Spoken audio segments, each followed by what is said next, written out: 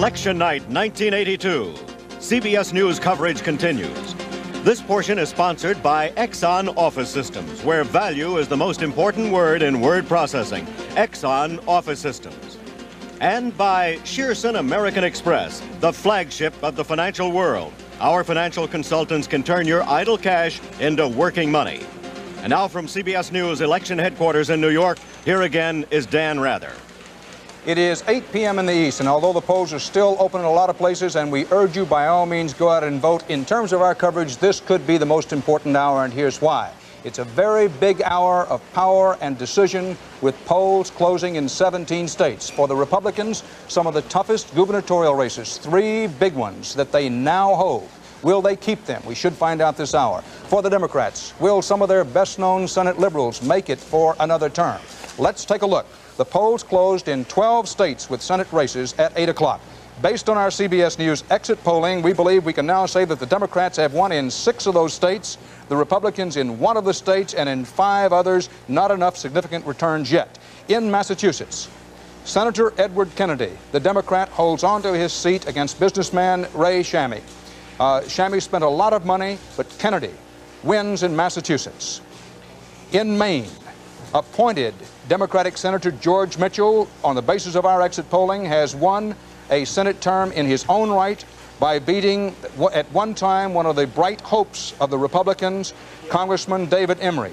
Mitchell, on the basis of our exit polling, wins in Maine, an important hold-on for the Democrats. In Pennsylvania, an important hold-on for the Republicans, as expected.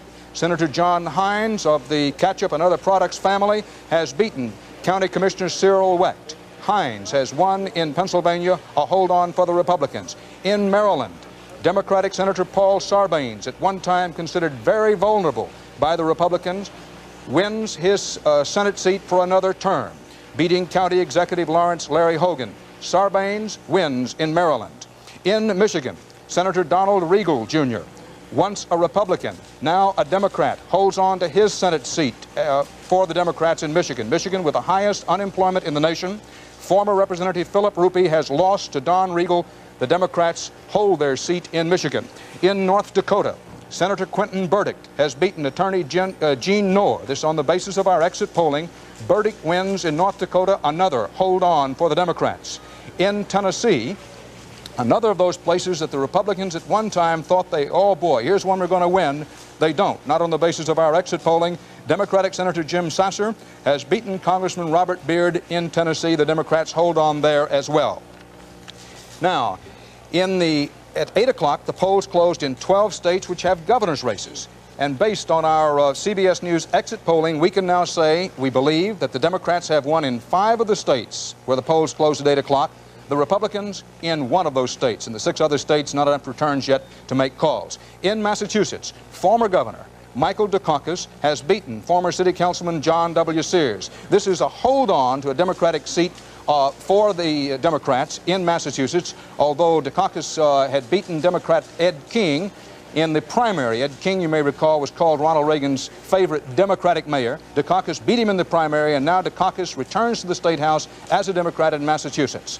In Connecticut, Governor William O'Neill, the incumbent Democrat. On the basis of our exit polling, we believe that it's safe to say O'Neill has won in Connecticut, beating the challenge of former State Senator Louis Rohn.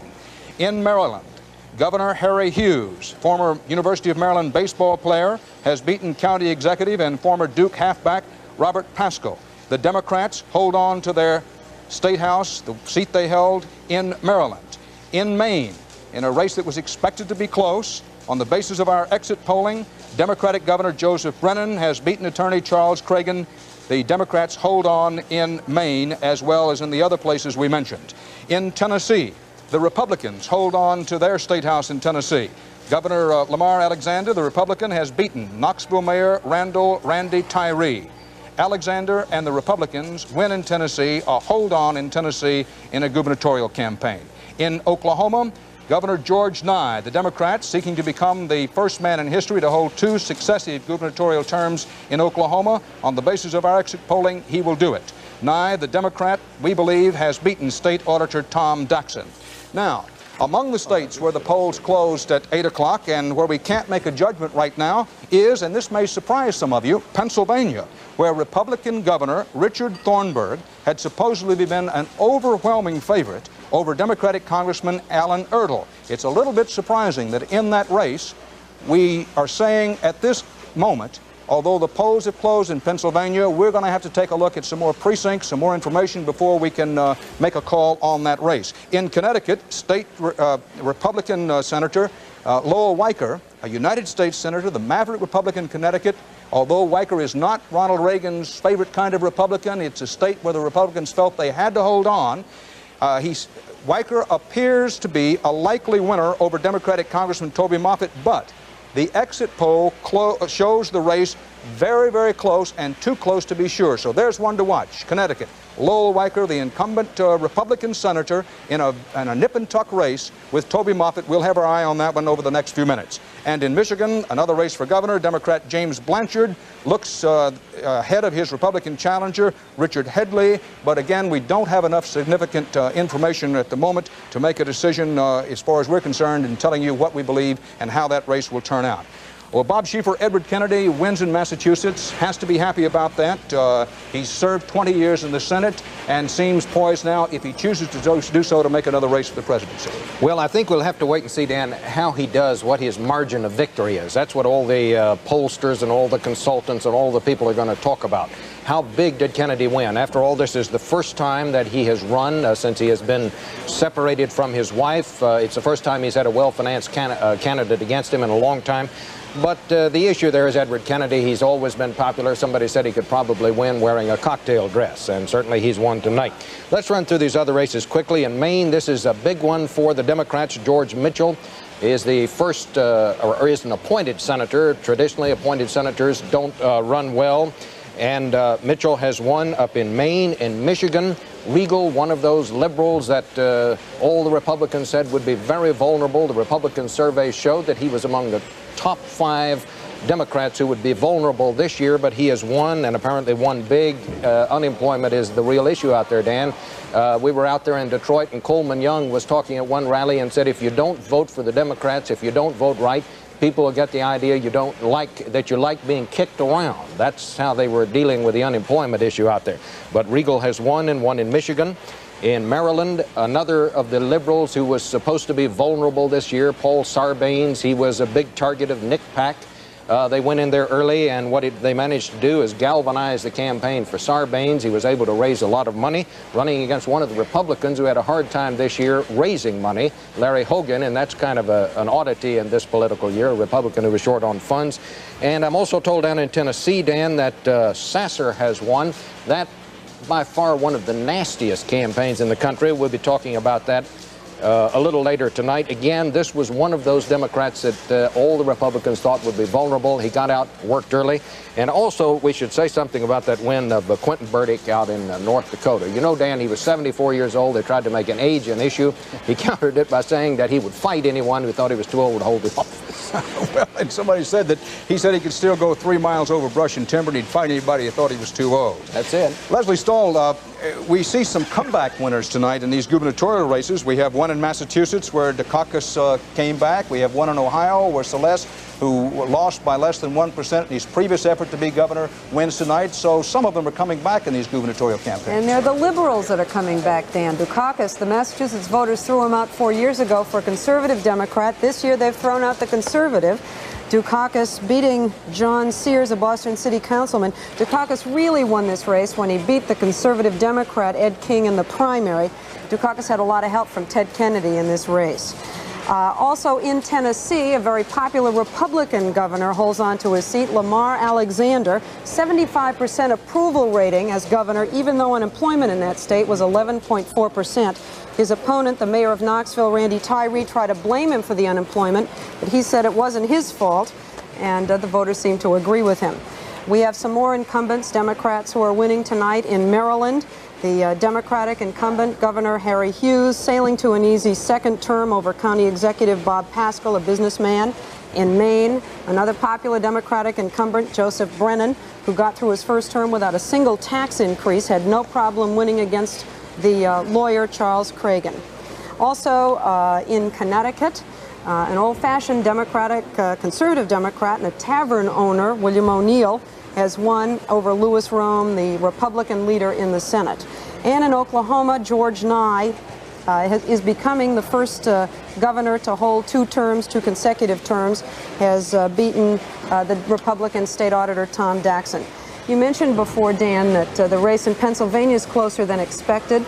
The same thing is happening in Illinois, where the Republican incumbent, Jim Thompson, was expected to win quite easily over Senator Adlai Stevenson, who made a whole lot of mistakes in his campaign, but that race is unexpectedly close.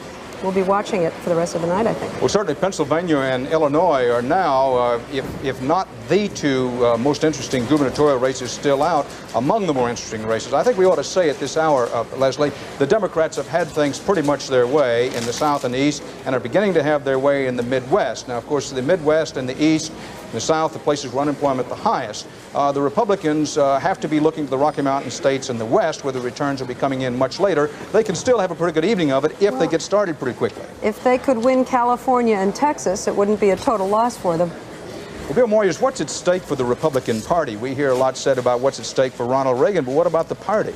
A lot's at stake, Dan, for the party that's been struggling for years to become the majority party in this country. And of course, it depends on what finally happens. Traditionally, in all 4 elections, the verdict against an administration in power turns rather gentle. In 1962, with John Kennedy in the White House, the Democrats lost only 3 seats. In 1970, with Richard Nixon in the White House, the Republicans lost only 10 seats. In 1978, with an unpopular Jimmy Carter in the White House, the Democrats lost only 12 seats in the House. The Republicans need to hold their losses tonight to a minimum. And if the exit polls suggest that the Democrats are coming out in force and coming back in force, then that's bad news for the Republicans. 2 years ago, they thought that Ronald Reagan might do for them exactly what FDR had done for the Democratic Party in 1932, namely to make it the dominant party in this country for a generation to come. They won control of the Senate. They picked up 33 seats in the House. They had a popular president in the White House, and it looked as if that long-promised conservative majority might finally be emerging. But they've run into the problem that a small party faces. It's the problem that a small party has of retaining the loyalty of its own members and reaching out to the Democrats and independents and holding them. Take that 3rd district of Indiana that Bruce Morton was talking about a minute ago. It had been a traditionally Democratic district for years. In 1980, with Ronald Reagan getting something like 56% of the vote there, they beat the Democratic whip in the House, John Bradamus, and a young 27-year-old Republican took that seat. Now, the Republicans needed to hold that tonight if they hoped to make this trend continue. They lost it.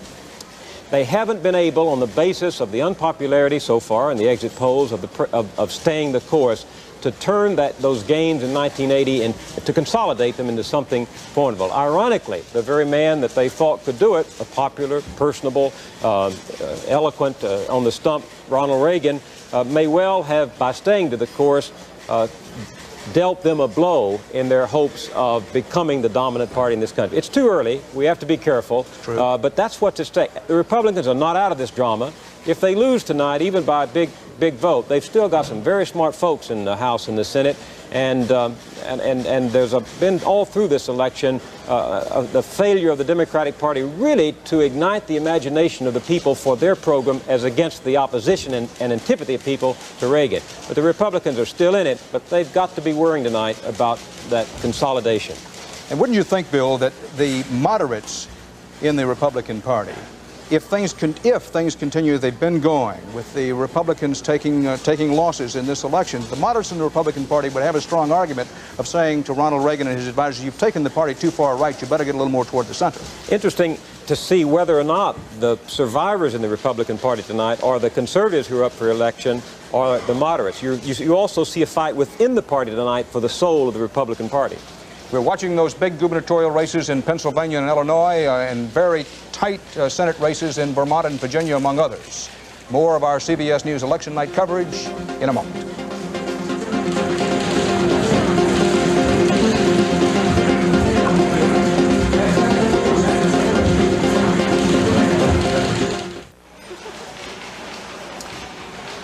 Let me point out one thing, that we're about a third of the races have been called, at least on the basis of exit polling by CBS News thus far. In 20 of the 23 races called so far, the Democrats have won. That does not, at least not yet, necessarily mean that it's a big loss for the Republicans, because again I remind you that in the lower Midwest, the Rocky Mountain states in the West, from which we do not have returns, where we don't have returns yet, those are expected to be the areas of Republican strength. So if you're pulling for the Republicans and you're saying to yourself, wow, this looks terrible, it certainly doesn't look good.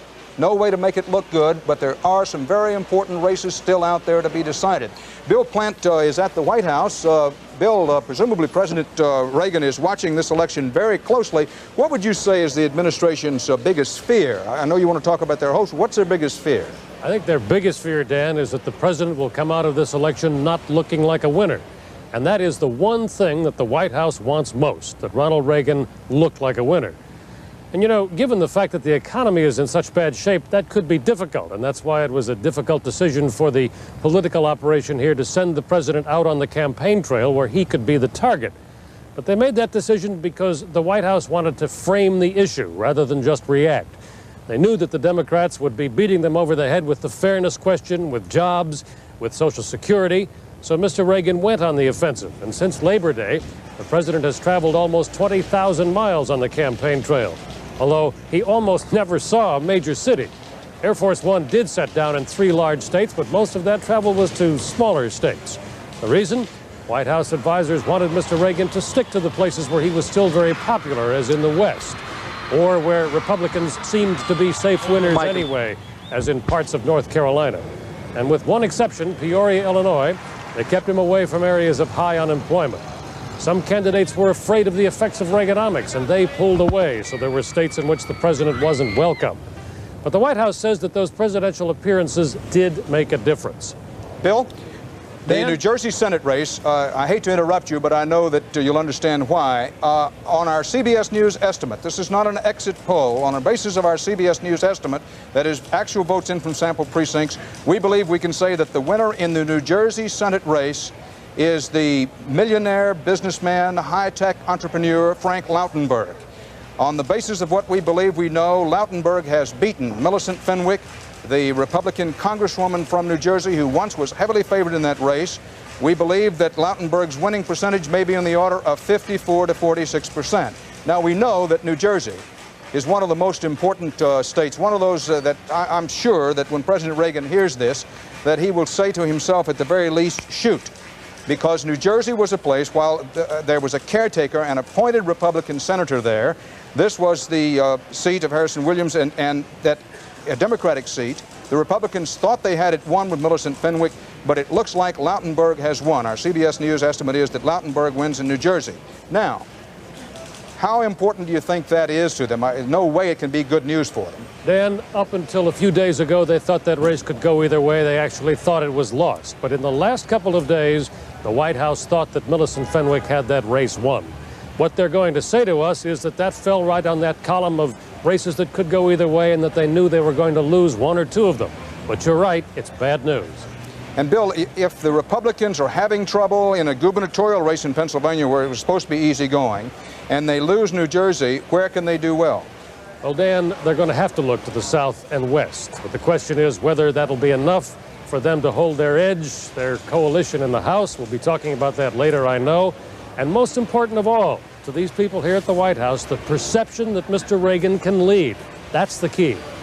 Bill, we'll be coming back to you often, I hope, on Capitol Hill. Phil Jones is there tonight. Phil, the Democrats predicted tonight that they would pick up 2 Senate seats and 12 House seats.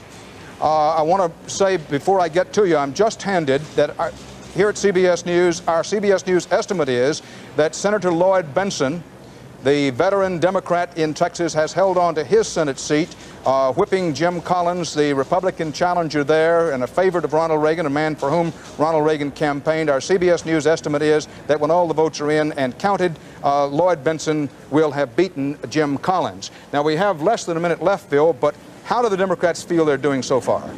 Well, it's hard to say. They've been watching the returns here as we have. But before the ballots were all in, they were putting out releases saying that if they picked up 12, that would be enough to really make some major changes in the president's economic program. So I think they've set the stage. Bruce Morton was suggesting earlier that how do you tell a winner when you get all the results in? Well, as far as the Democrats are concerned in the House, they think that if they can get 12 votes, they will have a big impact.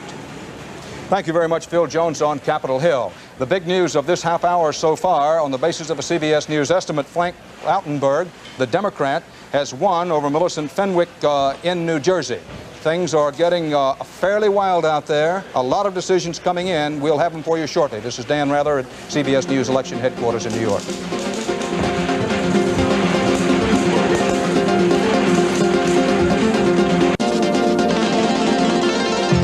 Election night, 1982. From CBS News Election Headquarters in New York, here again is Dan Rather. It is 8:30 p.m. in the East. Again, the polls are still open in a lot of places. If you haven't voted, please go out and vote and then return to our coverage. If you have voted, stay with us because the story of this hour is this. The Democrats pick up a Senate seat in an upset, beating an unbeatable Republican star. On the gubernatorial front, what may be shaping up as the night of the comeback. Past Democrats returning to office in the state houses they used to hold. We'll know if another governor turned out. We'll be back in very shortly because the polls have just closed in Arkansas. They closed at 8:30 Eastern Time. And the third former governor that we were talking about, Bill Clinton, a Rhodes Scholar, and at one time a man who was talked about in terms of a possible presidential potential, seems likely to have won his comeback bid in the Razorback state. Based on our exit poll, Bill Clinton has probably defeated Governor Frank White, the Republican who took his job away 2 years ago. However, the margin is relatively narrow down there in Arkansas, and we're going to wait for some actual vote returns to come in before we say definitely that Clinton has beaten White. Now, they're playing what amounts to sudden death overtimes in Senate races, and that's where our focus has to be in Virginia, Vermont, and Illinois. If we can, let's look them over and give you some sense of how tight things are in a lot of important races. In Virginia, where Lieutenant Governor Dick Davis has been locked in a close duel with Republican Congressman Paul Tribble. The polls have been closed in Virginia for quite some time. This is with 54% of the precincts reporting. We're not talking about exit polls or CBS News samples. We're talking about 54% of the precincts reporting. Look at how close it is in that Virginia race. This is a heart stopper. We talked a lot about numbers in the night. You have to think in terms of people. What it's doing to these two people, Paul Tribble, a young Republican whose future just lays out in front of him brightly if he can win this race. Dick Davis, who got more votes than even the Virginia Governor Chuck Robb in the last election. Look how close it is. Now, also in Vermont. Vermont was a state where the Republicans felt they had a good chance to hold on, almost had to hold on. The Republican Senator Robert Stafford against the young Democrat James Guest, the national head of the Consumers Union, with 1% of the precincts reporting in Vermont. This is how close it is. Another race that is just simply cardiac arrest time. In Illinois, one of the Big Ten states, and a state in which there's been so much written and said about that governor's race there, was our own CBS News nomination for the worst of the gubernatorial races. A lot of people just found the stench from this race name-calling, and it got down so low, more than they could handle. But with 1% of the precincts in, from Illinois, you can see how close it is, 51% to 49% Thompson over Stevenson. Yes, only 1% of the precincts in and reporting, but because after looking at our exit polling and after looking at some of our sample precincts, we still have not called that race in Illinois, and on the basis of 1% of the precincts actually in and tabulated, it looks like it may be another heart thumper in Illinois in that governor's race.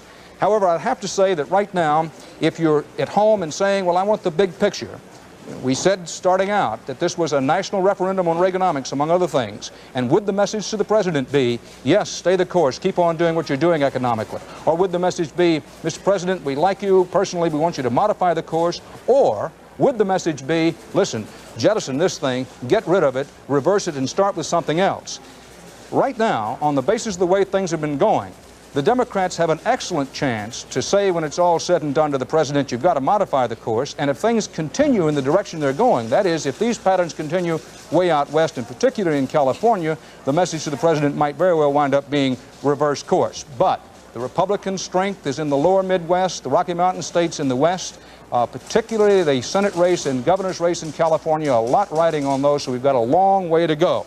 For more on some of tonight's top races, Bob Schieffer. Bob, it's really getting exciting in these Senate races. Lautenberg beating Fenwick, I guess, is the best story we've got in terms of this hour. I think that's right, and I'm also told, Dan, that William Roth has won the Senate race in Delaware. That's on the basis of an exit poll, I believe. That is fairly good news for the Republicans. No, it is an estimate. That is not on the basis of exit polling. Roth, of course, is the author of the Kemp-Roth bill, or the Roth-Kemp bill, as he calls it, the Reagan tax cut bill. He was not expected to have a hard time, and sure enough, he didn't. Adding on to what you talked about, Dan, I think that so far, I was just making some calculations here, we've had 33 Senate races up for grabs tonight. We've called 14 of them. We've had 11 Democrats, incumbents, who have won. 5 of those have been liberals. We've had 3 Republicans who have won now, only 3 who have won so far. 2 of them, Lugar and Hines, are the best candidates that the Republicans would agree that they had going tonight. They have not won by large margins. It is indeed early in the evening, but the signals so far are in the Democrats' favor. The Democrats who are winning tonight are winning by big margins. The Republicans who are winning are not winning by big margins. Let's go to some of those close races. Connecticut, Weicker and Moffitt locked in that race there. This is a race for the people, kind of the middle of the roaders. Moffitt has got to get the traditional Democrats away from Weicker, and so far you can see just how he's doing. The third-party candidate, the conservative there, at this point does not appear to be a factor. In Missouri, this is another real horse race. 2 of the best candidates in the country, in my view, Dan, Senator Danforth and Mrs. Woods. Danforth thought he had this one locked away a year ago. Mrs. Woods came out of nowhere and has run truly one of the best campaigns in the country. I think most of the consultants would agree on that. Up in Vermont, this is a seat that the Republicans considered a bit shaky. Stafford is getting on in years, but he campaigned hard, but he's getting a little better race up there than he was expected to get from the Democrat guest. This would be a big one if the Democrats could win. In Delaware, we talked about Roth just a moment ago, and down in Virginia, you talked about that. That's the race between Davis and Tribble. If Davis wins that race, Dan, you're going to see and hear a lot more of Chuck Robb, the governor, down there. Robb won. It was the Robb strategy in this race for Davis. It was the Robb organization. Of course, this is the seat that...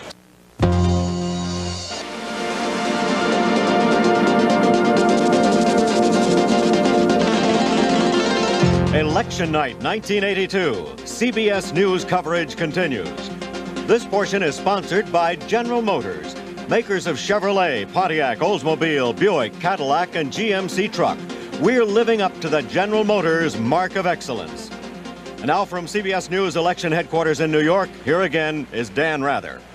It is 9 p.m. in the East, and things could change when the results begin coming in from the Rocky Mountain states and the West. But right now, the story is turnovers favoring the Democrats in the Midwest in governor's races. The Democrats have taken the state houses of Ohio and Michigan away from the Republicans. We should be getting decisions soon in Wisconsin and Minnesota. We're still awaiting results in Illinois and Nebraska. That Illinois governor's race looks very close. Unemployment is the key story of the evening thus far. The Democrats are being swept in on the shoulders of unemployment. The governorships in Ohio and Michigan, 2 good examples. 40% of the people asked at the polls today said unemployment was the key factor. Of those who said that unemployment was their number 1 issue, they voted 3-1 Democratic. 25% said Social Security was their number 1 concern, and of those, they voted 2-1 Democratic. Now, the drama right now hinges on 2 things. If you're asking yourself, well, is the president going to have to change his economic policy or not?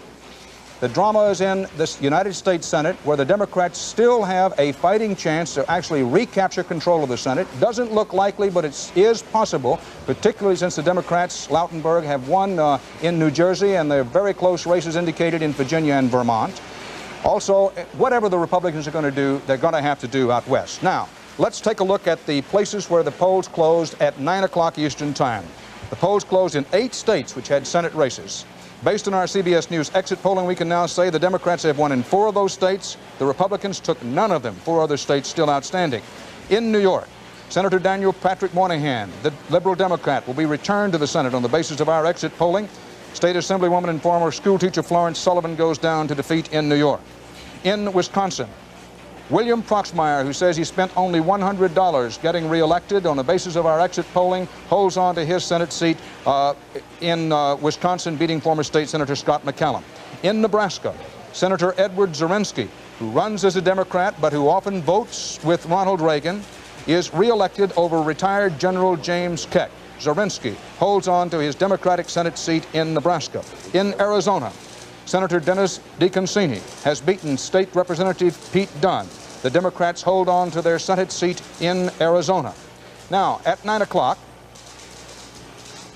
the polls closed in 10 states which had governor's races. And based on our CBS News exit polling, we can now say that the Democrats won 6 of those states. The Republicans won in 1. 3 other states, not enough returns in yet. In Rhode Island, Governor Joseph Garahy has beaten businessman Vincent Marzullo. The Democrats hold on to the State House in Rhode Island. In Minnesota, former Governor Ruby Perpich, the dentist from the Iron Range, the Democrat, takes up, this is a pickup for the Democrats in Minnesota. He has beaten businessman, investment banker Wheelock Whitney. Perpich, the Democrat, wins in Minnesota, takes that seat from the Republicans. Wisconsin, former State Assemblyman Anthony Tony Earl, the Democrat, has beaten businessman Tony Kohler. Earl and the Democrats win in Wisconsin, a pickup there since Dreyfus, the incumbent Republican, is retiring. In South Dakota, Governor William Janklow has beaten State Senator Michael O'Connor. The Republicans hold on to this state house in South Dakota. In Colorado, Democratic Governor Richard Dick Lamb has beaten former State Representative John Furr. Lamb and the Democrats hold on to the Colorado governorship. In Arizona, Governor Bruce Babbitt, the Democrat, has beaten 2 other candidates, State Senate President Leo Corbett and former Representative Sam Steiger, who is running as a Libertarian. But Babbitt, the Democrat, holds on, wins, keeps that state house in Arizona. And in Wyoming, veteran Governor Ed Herschler, who had a scare from oil man Warren Martin, Herschler, the Democrat, holds on to that state house in Wyoming. A word about exit polls. All of those returns on the basis of our exit polls. Throughout the day, CBS News asked voters how they voted in Senate and governor's races as they left the polls. There is a high probability that the people that we asked voted the way they told us they did. But exit polls can be imprecise, and if ours has been off in any way, thus far this hasn't happened, but if we find that we've been off in any way, we'll let you know right away if the actual votes suggest the contest is closer than expected. And of course, we will not, we have not, and we won't call any races in a state before the polls in that state have closed. Now, 2 very close races. You know, we keep saying throughout the evening, you have to think in terms of the human drama involved here. People pour themselves into these races, and when it gets to be so very, very close, it adds not only to the excitement, but also the human drama. Democratic Lieutenant Governor Mary Cuomo of New York, Mario Cuomo in New York, leads Republican businessman Lou Lehrman in the race for governor, but the margin in our exit poll is not quite enough to be sure. So there's one we'll be keeping an eye on. Cuomo, the Democrat, was heavily favored, and we do have an indication that he's leading. In Minnesota, Mark Dayton, the Democrat who spent $7 million of his money running for the Senate, also appears from our exit poll to have failed. Appeared is the operative word there. Dayton's opponent is the Republican incumbent David Dernberger. We'll have more on that later. We are not calling that race as yet, although the indication is that Dernberger leads. Bruce Morton, one of the big stories of the night, the makeup of the new House. What's it look like now?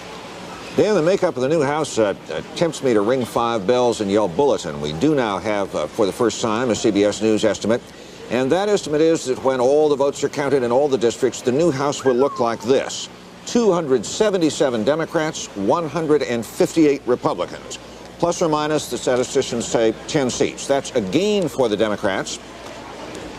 A gain for the Democrats of 34 seats, if we're right on the money. Wow. Even with the 10-seat give or take, the worst they could do in that estimate is to gain 24, 25 seats, and that would be a stunning switch, way out of the historical average and much more than they were saying they needed to establish effective policy control in the new House. A couple of individual races within there. We have some responsibility for famous faces, I guess. And there was a famous face on the line in Tennessee. Sissy Baker, the daughter of the Republican Senate leader Howard Baker, ran for a new district there and lost. Lost decisively, as you can see, to James Cooper, who's something of a famous name himself. His father was a governor of Tennessee back in the 1940s, but that was a long time ago. Mr. Cooper's partisans say with some justification he did this one all by himself. And in Delaware, another interesting race, Thomas Evans, the incumbent Republican congressman, only congressman in the state, has lost to Tom Carper, popular state treasurer. That was an issue clouded or featured or illustrated or whatever you want to call it by a lobbyist named Paula Parkinson, who once posed nude for Playboy magazine. She allowed us how she carried on some with Mr. Evans, and he had voted her way on a bill. He denied that his vote was influenced, did confess to some carryings on, asked forgiveness of the Lord, but apparently not of the voters of Delaware, so he's in a little trouble. If you look around for why we seem to be having such a very big swing in the House, it's kind of easy. We asked people on our national exit poll if their votes for a member of Congress were meant as a referendum on President Reagan. And by and large, they said yes, and by and large, they said that they were voting against President Reagan. And finally, we asked Mr. Reagan's basic message, do you want to stay the course or not? And people narrowly, but by a few points, said no, they wanted to change. Bruce, very quickly, if our CBS News estimate is correct and the new House has 277 Democrats for a pickup of 36 seats, the president's economic policy, the whole policy, not just modifying it, a reversal certainly would be possible, would it not? Oh, sure. That's not just stay the course, that's stop engines, abandon ship, yeah. We'll have more CBS News coverage of Election Night 1982 in just a moment.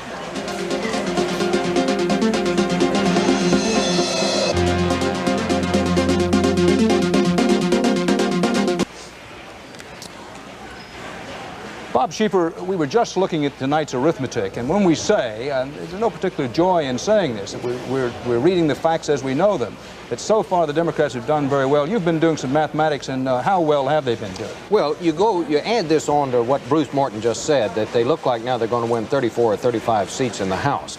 As of 9 o'clock, it's 9:10 now here in the East. When we started this hour, there were 20 Democratic seats up. The Democrats had already won 15 of those seats. 15 of the 20 they started the evening with.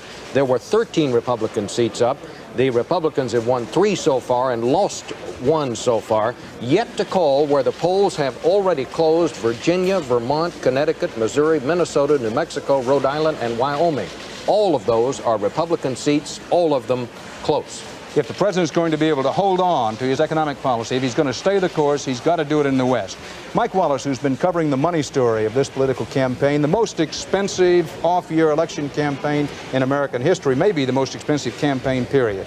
Mike, we're always reminded that Will Rogers once said that politics has got so expensive it takes a lot of money to get beat with, and that's certainly true tonight. A lot of these people have more money than Tom Mix had hats. Well, it used to be that politicians started out in log cabins, poor folks trying to do good. But all of the candidates that we're about to show you are millionaires. Take California congressional candidate, Republican Johnny Crean. He makes lots of travel trailers for lots of money, and he is spending over $1 million, more than half of it his own, on his campaign for Congress, producing commercials in which Buddy Ebsen tells voters just how much Crean wants to go to Washington and help out Ronald Reagan. Johnny Crean doesn't expect the president to solve our problems alone. Johnny knows we all have to sacrifice to make the president's programs work. Johnny Crean for Congress. It's another vote for the president. But Johnny Crean's a piker compared to this man. I believe Minnesota needs a champion in Washington. Democratic candidate for Senate, 35-year-old Mark Dayton, is a millionaire who depicts himself as just one of us. One man running for the U.S. Senate has been traveling throughout Minnesota for 16 months, hearing our people call for jobs and understanding and a fair chance. Mark Dayton is heir to the Dayton-Hudson department store fortune. And to gild that lily, he is also married to a Rockefeller. The merger, some say, enabled Dayton to spend more than $6.5 million of his own to try to get elected. But even that sounds skimpy when you contemplate the dollars put up by this man, Lou Lehrman, Republican candidate for governor in New York. A person, as he likes to remind us, of modest heritage. All of my immigrant grandparents landed right here in New York at Ellis Island, and they made their way in American life from scratch. Well, one of those immigrant grandparents made it big, starting a business that became Rite Aid Pharmacies, a multi-million-dollar discount chain that has given Lehrman the wherewithal to spend almost $12 million, $7.5 million of that his own money, to try to land a job that will pay $100,000 a year. Lou Lehrman for governor. And finally, we'd like you to meet this man. I'm Tom Hayden, and like all parents, I've had my share of pain and happiness. Tom Hayden, the 1960s radical, the husband of Jane Fonda, has raised $1.5 million, much of it Jane's, to run for assemblyman. That's right, assemblyman in California. It costs that much, you see, because Hayden's got this 60s image to live down. But it's not always easy. A few people continue to focus on the past. Your mother's scum. Get out. But with $1.5 million, perhaps you can buy yourself a new image. And I'm still committed to building a better future for all of us. Now, Dan, Tom Hayden, of course, is a surrogate millionaire. But he and Lou Lehrman and the rest of them may be spending a lot, but they are not alone. 22 House candidates have raised more than $500,000 each. 30 Senate candidates have raised more than $1 million each. And we're going to be back later in the evening to see how much difference money actually has made in today's election. Well, Mike, we've been talking about the Republican money in this race, but the Democrats are not exactly going around barefooted in these races. New York Senate race. Daniel Patrick Moynihan, 2-2, $2,200,000. Florence Sullivan, his opponent, spent $75,000. Frank Lautenberg spent $3.7 million in New Jersey. Millicent Fenwick spent about $2 million. Lautenberg won that race. Correct. Oh, these are all winners, all Democratic winners. Lloyd Bentsen, $4 million against Jim Collins, $2 million in Texas. The Democrat won. Robert Byrd, $1.7 million. Cleve Benedict, the P&G heir, spent a mere $1 million against him. So the Democrats, obviously, Howard Metzenbaum, $3.5 million. His opponent, $600,000, his Republican opponent. So Charles Manatt may talk about the fact that the Republican expenditures were obscene in this campaign. The fact remains that the Democrats have done exceedingly well, at least in the Senate, in raising and spending millions and millions of dollars. You can answer the Democrats' letter when they write us one, which I'm sure they will. We'll have more CBS News coverage of campaign election night 1982 in a moment.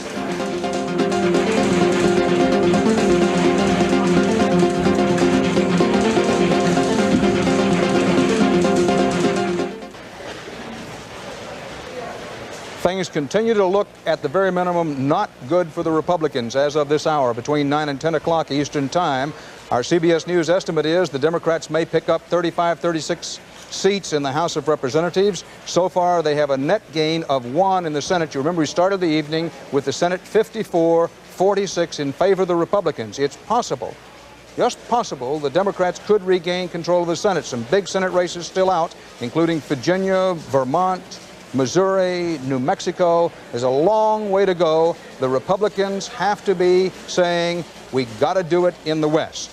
Now, we were talking about big money with Mike Wallace a few moments ago. Big money has another and different kind of effect on this election and another dimension.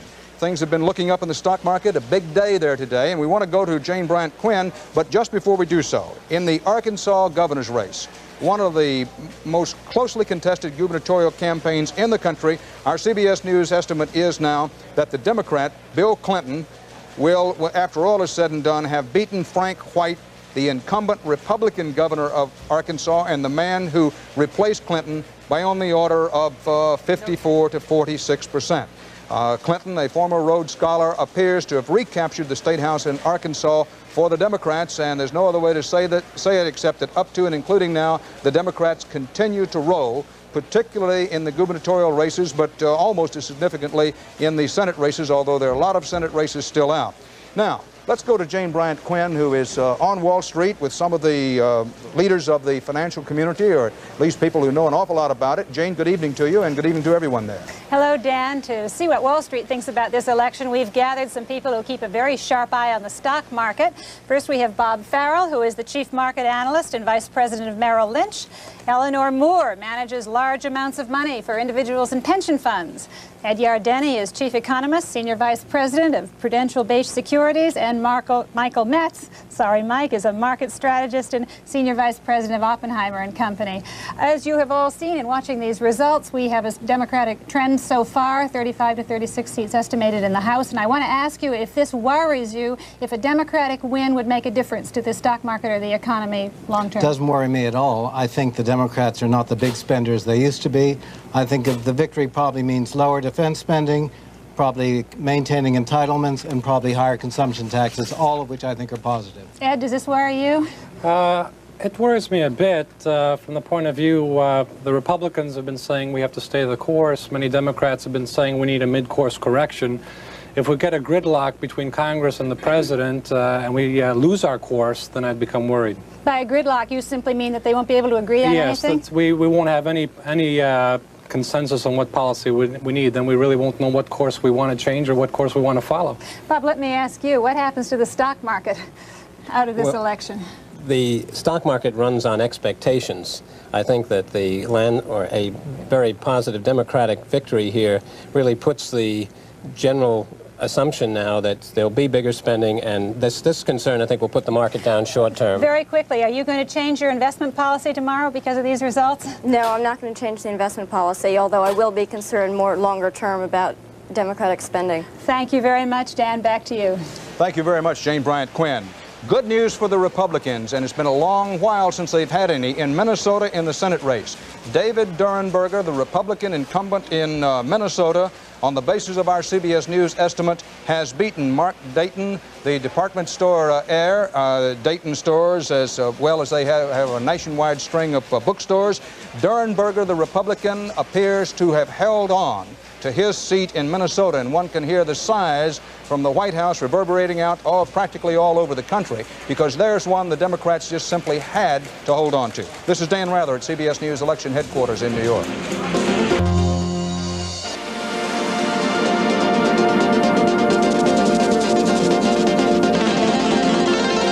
Election night 1982. From CBS News Election Headquarters in New York, here again is Dan Rather. It is 9:30 p.m. in the East, and if you think of politics as drama, and you should, because there's a lot of drama in politics, and like a lot of things in life, it has a clear-cut ending to the drama. We are moving in now to Act 3, the final act of this drama, because the focus is moving to the Rocky Mountain states and the West. This is gut check time for the Republicans, because so far the Democrats have picked up many more seats in the House of Representatives than had been generally expected. Our CBS News estimate that the Democrats will pick up on the order of 35, 36 congressional seats in the House of Representatives. The Democrats have done very well in Senate races so far, very well in gubernatorial races so far. In the governor's races, just as one example, the Democrats had 20 seats up so far. They've won 14, lost none, with 6 still to be decided. The Republicans had 16 governor's races up so far. They have won in 3. They've lost in 5, with 8 to be decided. In the Senate, the Democrats won a big one in New Jersey. Frank Lautenberg, the Democrat, beating Millicent Fenwick there. The Republicans now are looking to the West. The polls are closing in Nevada and Montana. And the Republicans, to cinch their hold on the Senate, they figure to pick up some seats there. They hope they can pick them up there. The House effectively is gone for support of Ronald Reagan's economic policies. The question now is, do the Republicans hold on to the Senate? Now, in the Vermont governor's race, the Democrats have held on. Incumbent Democratic Governor Richard Snelling has beaten Madeleine Kunin, the former television producer, in the Vermont governor's race, with 12% of the precincts reporting. Those are the actual vote counts, but our CBS News estimate is that Snelling, the Republican, I hope I didn't misspeak myself on this, Snelling, the Republican, an incumbent in Vermont, has won there. So far tonight, the incumbents have won everywhere except in the Arkansas governor's race, where Frank White, the incumbent Republican governor, was beaten by Bill Clinton. That's the only place all night where an incumbent has lost so far. Now, Bob Schieffer, the Senate win by incumbent David Durenberger in Minnesota is very good news for the Republicans, but I'm remembering that Durenberger is not exactly Ronald Reagan's favorite Republican senator anyway.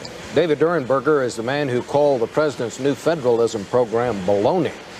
He was the man who said publicly, when asked if Reagan had been out there to campaign for him, said yes, he'd been out here early, and that seemed to work out fine. I believe the president came out there in February. The interesting thing about this, Dan, looking over the exit polling, is the #1 issue out there, according to our exit poll, was the quality of the candidates. Just about 1/3 of the people polled said that was the most important thing. What do these two guys really like? And of that group, 72% of them voted for Durenberger. So this is something the White House can be glad they got a vote for the Senate, but there's not much else they can say about it. And this fits in with everything we've been hearing from Bruce Morton and everything else we've been hearing tonight. But not to put too fine a point on it, the president has to be saying to himself and his aides, saying, look, we've got to hold on in the Senate, and all right, Durenberger is not exactly their kind of Republican, However, he is a Republican vote in the Senate, and this is a blow to the Democrats' hope for recapturing the Senate. No question about it. Well, absolutely, because every vote that the Republicans have determines who's going to be in the majority, and the majority determines who will be the committee chairman. One thing I want to make very explicitly clear is that when we say I hope I said earlier that the polls will soon be closing in Nevada and Montana. They'll be closing out there in less than a half hour Eastern time. There's still time to vote in a lot of states, including Nevada and Montana. If you haven't voted, we encourage you, we beg you, please go to the polls and vote, and then come back and watch our coverage. California, just to mention one state, the polls. This portion of Election 82 is brought to you.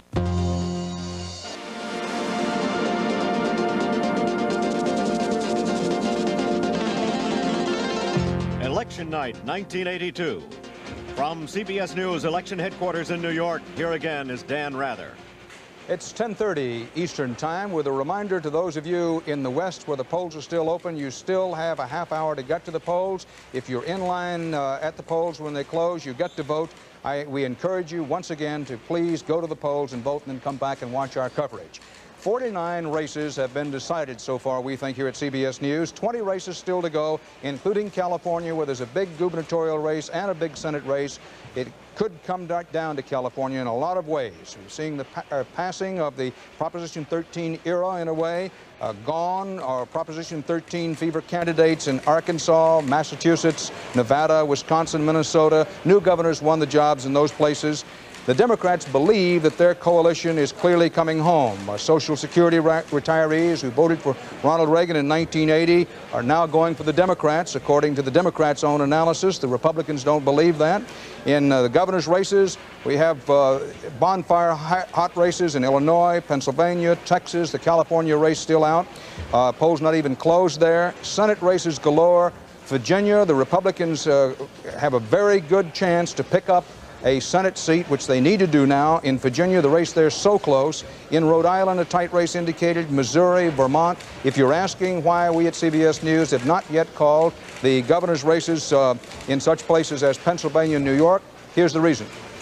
We're pretty conservative. Warren Matofsky and the others who keep track of such things for us, they see that Thornburg, yes, he probably will win in Pennsylvania. Cuomo probably will win in New York, but we simply think it's too early to say that.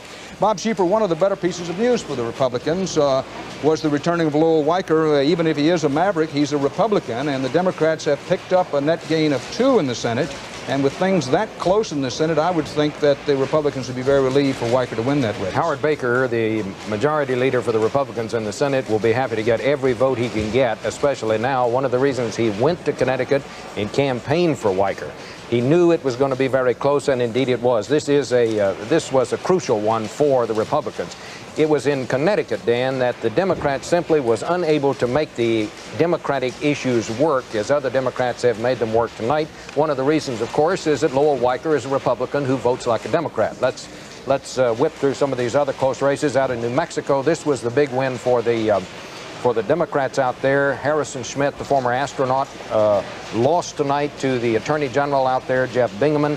I was out there, Dan, and I knew Schmitt was in some trouble when I talked to him about would it help if Ronald Reagan comes out here. And he said, I think he could be of most help out around Roswell. Well, most of the population, 1/3 of the population of New Mexico is in Albuquerque. So that had to tell you that Reaganomics was not working out there. Bingaman knew it wasn't, and he stressed the economy in a state that had high unemployment, and it worked for him. Out in Montana, the incumbent Jake Melcher has won out there. This was one of the ones, Dan, that the Democrats were a little worried about.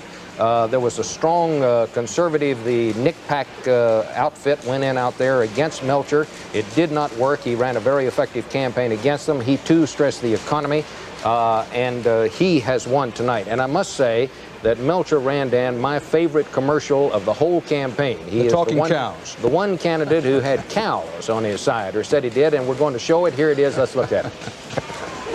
For over a year now, a pack of East Coast politicos have been scurrying into Montana with briefcases full of money, trying to convince us our Senator Melcher is out of step. Montana isn't buying it, especially those who know bull when they hear it. Did you hear about those city slickers out here bad-mouthing Doc Melcher? One of them was stepping in what they've been trying to sell. He kept calling me a steer. That'll all come as some surprise to Junior there. There it is, Dan. Moo cows for Melcher. He is the only veterinarian in the Senate, too, by the way. Well, you know, what can you say? There's not much to say about that. The amazing thing is it seems to have worked. That Melcher did seem to be in trouble before that that particular commercial began working for him out there. You know, what can one say? This is the most expensive Congress, Senate, and House that money can buy. So a lot of the money went for commercials of that kind. Leslie, the Republicans are fighting a very close race in Texas, trying to hold on to their state house there. I haven't heard anything about that. Do you have anything on it? Well, I can tell you that it's a case again where a lot of money is being spent on the Republican side. William Clements. It'll be a test there of whether money, he's spending about $12 million, can overcome a huge Democratic get-out-the-vote drive. Organized labor never worked harder in Texas to assure that the regular Democrats come out. Something that Clements did this time that kind of have some of the Democrats in the state smirking. Last time, 4 years ago, he won by cutting into the conservative Democrats constituency, but Mark White, the Attorney General, is a conservative Democrat himself. And so William Clements decided to go after the Hispanic vote to make up for the conservative Democrats he expects to lose. And he's going after them because Mark White came out of vote against extending the Voting Rights Act. And Clements has run a commercial linking himself to John F. Kennedy and LBJ in order to attract Hispanics. Let's see it. Go ahead. Okay, let's try and see the commercial if we can. Can we? Well, let's hope we can. Well, if we can't, I will tell you that you see Clements along with JFK and LBJ supporting voting rights, and the question is, who's the one politician around who didn't? And it's of course Mark White, and he's hoping to pick up that vote, but we are unable to tell you right now whether he's doing well there. There is a substantial gender gap. We haven't been talking too much about this alleged gender gap. In some of our states it has developed, and Texas is one of them. Clements is doing substantially better with men, Mark White with women. The gender gap, however, is not showing up in another state where the race is quite close, and that's Illinois. Jim Thompson was expected to win that race quite easily, particularly after Senator Adlai Stevenson announced to everyone's stunning surprise that he was not a wimp. What was so incredible about that was that no one had even ever accused him of being a wimp. Sort of took over the campaign, but nevertheless, Adlai Stevenson is doing quite well tonight. That race is very close. With 44% of the precincts reporting, you can see Stevenson's 56% of the vote, but that is not significant because so few of the precincts are in. The CBS News estimate shows it much closer than that, and Stevenson is again attracting the traditional Democrats, getting them to the polls. Leslie, I'm reminded when we see that commercial for Clements didn't come up, as our audience probably realizes, we have a lot of computer-driven graphics on this broadcast, and as the Old Farmer's Almanac says, to err is to human, but to really foul up, it takes a computer. I also want to point out that while it said winner under Clements, as we showed a picture of him, that CBS News has not called that Texas governor's race. That was a slip on our part. Yes, we make mistakes sometimes. It's a slip on our part when you saw that picture of Clements up with the word winner underneath him. I think everyone will agree that both Mark White and Governor Clements are winners as people, but as regards this race tonight, we've not yet called that one. We'll have more CBS News coverage of Election Night 1982 in a moment.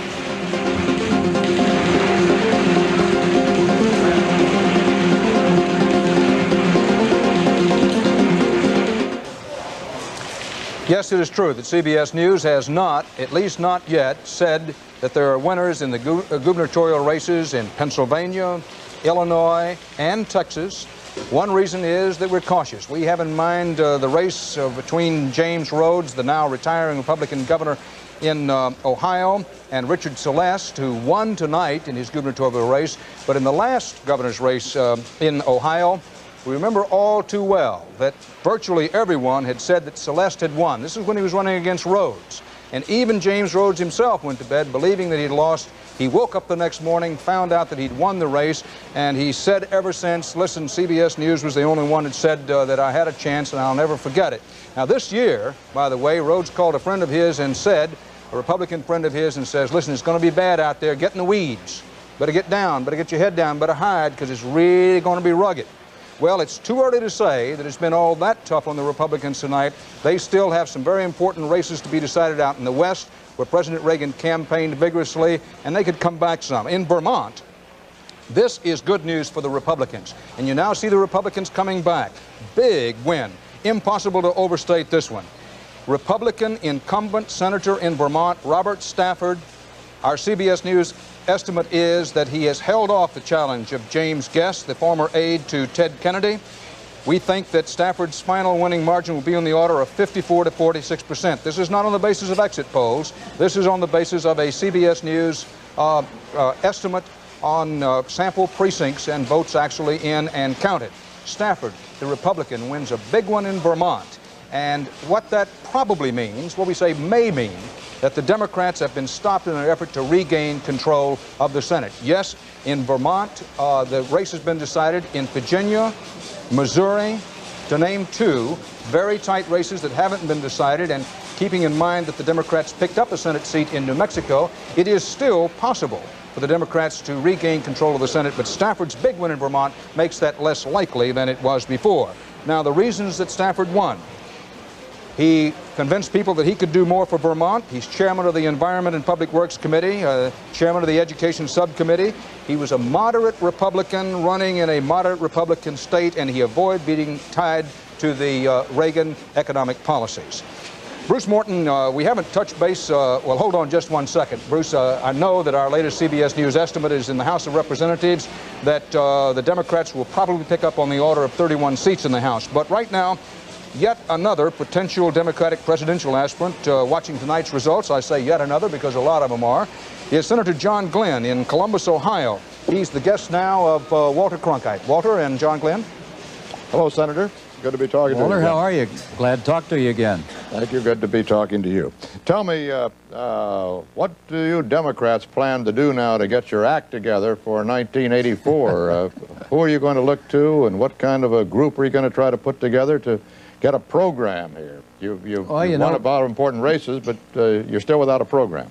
Won a lot of important races, and I was glad to hear that prediction just a moment ago at 31 in the House, because I think that's very definitely a message. Had we won just the predicted 11 or 12 or something like that, it would have been a little bit different.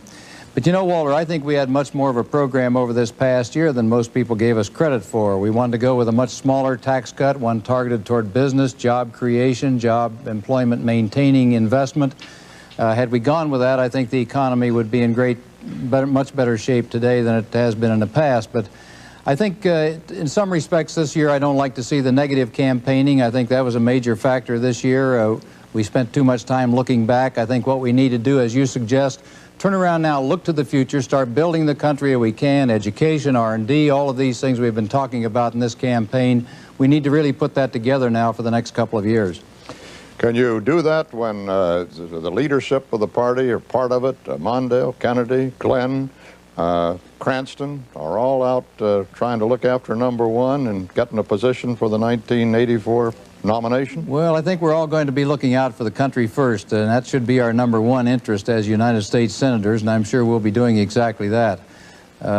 These programs are things we can work on in the Senate as well as being out talking about them around the country.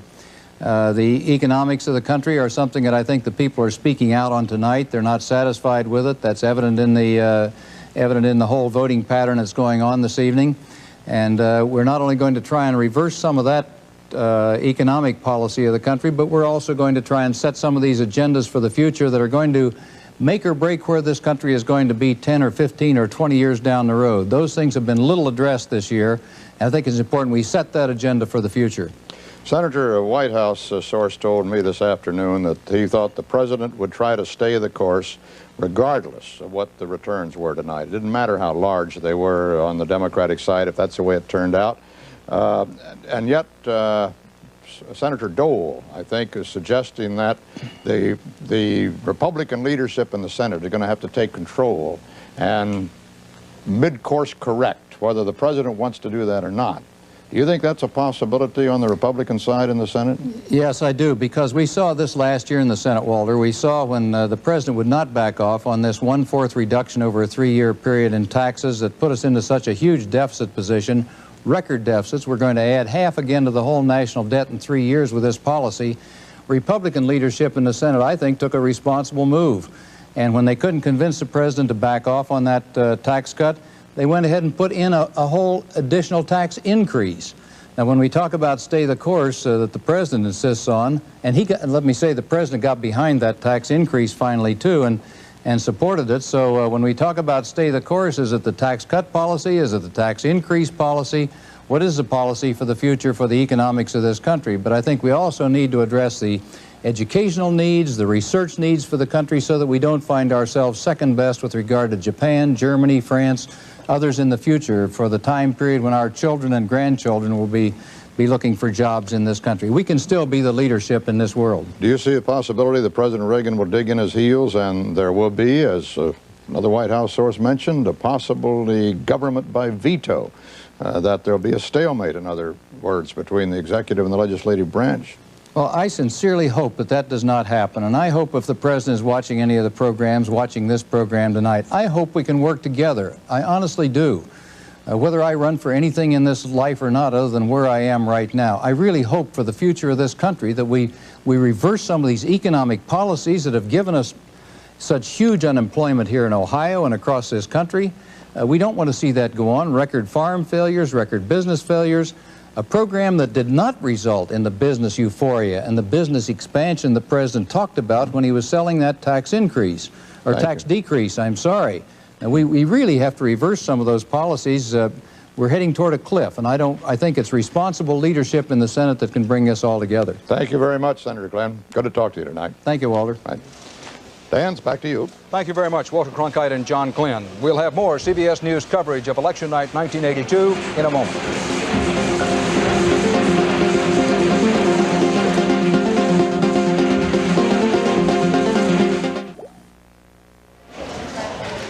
The polls will be closing in about 12 minutes in California, Washington, and Hawaii. If you haven't voted and you're eligible to vote, get to the polls, then come back and watch our coverage. CBS News estimates that at least 64 million people voted today, 38% of those over the voting age of 18. This is about the same as 4 years ago, the last off-year election, and slightly less than in 1974. Bruce Morton, big money is being spent in nearly all of the House races, but perhaps none more than in one of those Massachusetts races being called the most expensive congressional race of all time. Well, I think it probably is, Dan. It's the 4th district in Massachusetts. That's Fall River, the suburbs outside of Boston, and it's pitted two incumbents, Democrat Barney Frank and Republican Margaret Heckler, against each other. Frank spent over $1 million. Heckler spent over $600,000. Money paid off in this case. Frank campaigned very aggressively, painted Heckler as a Reagan clone, insisted that she was a down-the-line Reagan supporter, not representative of the people in the district. A lot of industrial towns there and a lot of unemployment.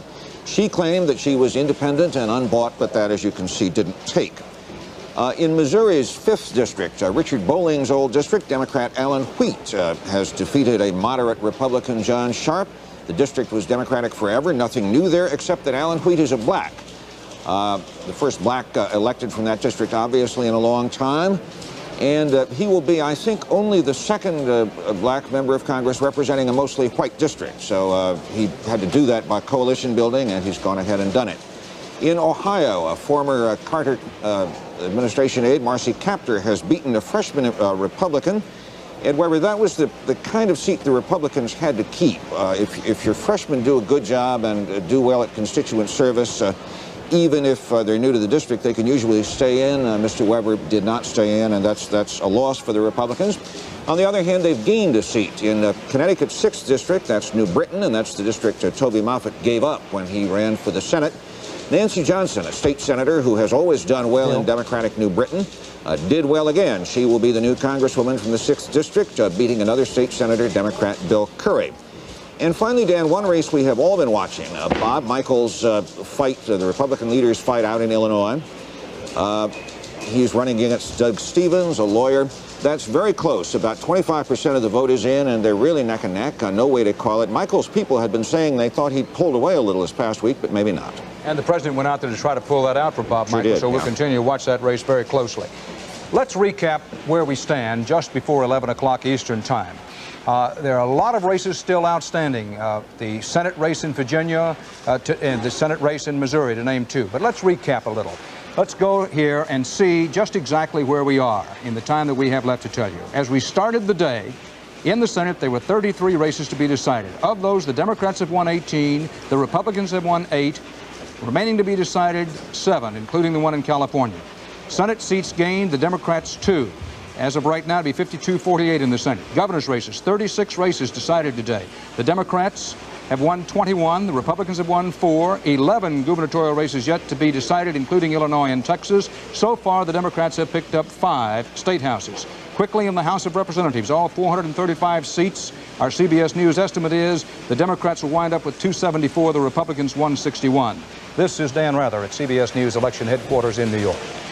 Chicano is that it's moderately high, 74% turnout overall in Los Angeles to this hour. So I think we can look for some real effect from those two minorities here.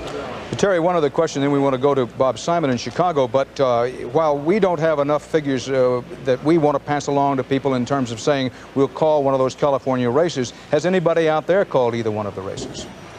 I've been talking to you for most of the time since the polls closed here, and certainly no one in California would ever call a race before the polls closed. Remember, that's a sensitive issue out here in the West. Not to my knowledge, no. Well, as well, it should be a sensitive issue. And as we've said so many times this evening, we don't mind having the reputation for being a little cautious on these calls. And certainly in California, where it figures to be close, we'll be watching it closely, but we'll be cautious about it. In the Midwest, the Republicans had hoped to defuse the unemployment issue and stay the course. Bob Simon in Chicago, 1, how successful have the Republicans been? And 2, what about that cinch-strap-tight race between Thompson and Stevenson? Well, Dan, so far the big surprise is that Stevenson is doing as well as he is. We haven't called it yet. There's no way to call it. It's a cliffhanger. But so far the big surprise in the Midwest is that this is the region where unemployment has devastated entire states. It's the region where Reaganomics has eclipsed every other issue. It's the region where the Democrats expected to make their most dramatic gains.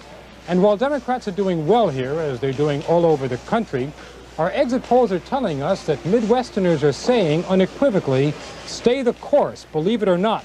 A clear majority told our pollsters that they believe Reagan's economic program will eventually help the country. And this is far different from any other region in the nation. More Midwesterners are saying that. And who do they blame for their problems? They blame the Democrats, once again, by an overwhelming majority. And also, if there were any doubt as to Mr. Reagan's personal popularity here, 49% of Midwesterners polled wants him to run again. Now, 49% might not sound like a very startling or encouraging figure, but it's a better score than Mr. Reagan has gotten anywhere else in the country. Bear in mind, Dan, that all the Democratic victories announced so far in the Midwest were expected. There have been no Democratic upsets, and there have been no Republican upsets either. In fact, Midwesterners might be distressed to learn that so far they've behaved exactly the way they were expected to behave, exactly the way pollsters predicted they would behave, with one possible exception. That is, the faith that so many have expressed in Reaganomics. Some might call it the Midwestern quality of perseverance. Others might say that Midwesterners are behaving as stubbornly as a Missouri mule. Bob, from the Midwest, our CBS News estimate now is that Terry Branstad, the Republican candidate and hope to succeed the retiring Republican governor of Iowa, Robert Ray, has probably won that race over the Democrat Roxanne Conlin.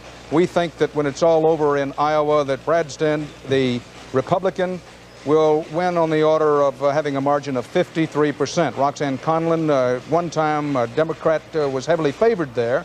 But she started talking about the fact that she'd taken a lot of tax shelters, was forced to reveal that, and she never quite recovered from that. So Branstad, the Republican, holds on to that Republican gubernatorial state house in Iowa. Dan, this is a race where the pundits in Des Moines were saying that the race would be won by whoever did not make the last mistake after Mrs. Conlin's uncalled for revelation of her tax situation, the fact that she paid no state taxes at all. Mr. Branstad was doing terribly well in the race until he announced to a Right to Life convention that he would use his inaugural as an occasion for a Right to Life fundraiser. This brought Mrs. Conlon back, and she was feeling so good about that a few weeks later that she announced publicly that the people of Iowa had forgiven her for the fact that she hadn't paid any state taxes, and while in fact the issue had been pretty much forgotten, it revived it. It looks like Mrs. Conlon made the last mistake, and she lost. We've talked a lot about Social Security as an issue, Bob, in addition to unemployment. Bill Moyers was saying before the election day that Social Security might turn out to be an issue second only to unemployment. And the largest group of senior citizens that we have tonight is with Linda Douglas out in Sun City, Arizona.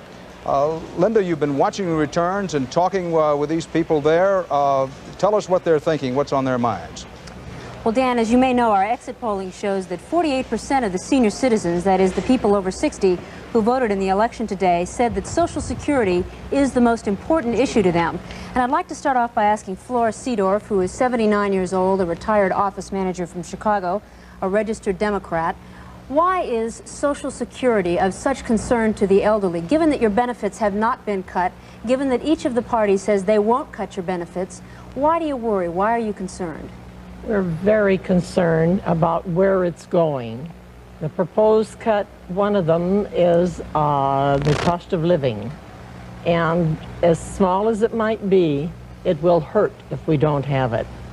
And for another thing, I think that if they would have Social Security for those that pay into it, and take the other programs out, and take the general fund, pay them, but leave Social Security for those that have paid it.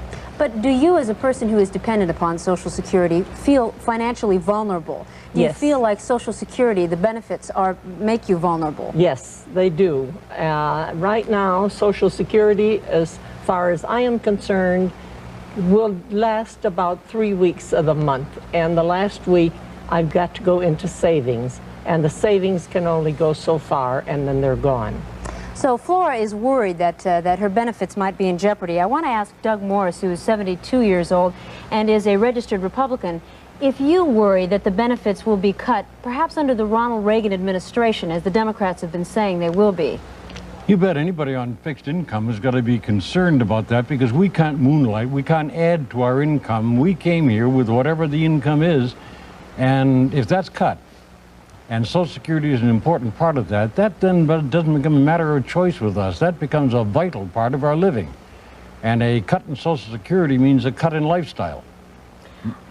I want to ask about one more issue, because our exit polling is also showing that 31% of the elderly are also voting on the issue of unemployment, somewhat unusual since most of the elderly that we've talked to may be retired, at least many of them. Let me ask Chester Gadomski, who is 69 years old and a registered Democrat, why do you worry about unemployment, given that you yourself are retired? Well, I'm worried about it because people on Social Security sometimes have to work to supplement their Social Security. Jobs are scarce to get. I worry about my sons, my children, who they seem to be complaining now for the first time since they've been on their own. One son is laying off people. He hates to do it, but that's the way the trend is in Memphis. Things are kind of slow. My other boy, the same thing. He tells me now that he's doing much better, he has to lay people off. And it hurts them to do this. It hurts all of us, because I can think of the days in the Depression when everything was happening to me. People get worried. They think about their children. And in places where people are retired, now what do? They got to help their children out, because some of them aren't working. And they say, I remember the days when, and this thing is like snowballing. So what happens? You think you blame Reaganomics, you blame most everybody that you can find fault with.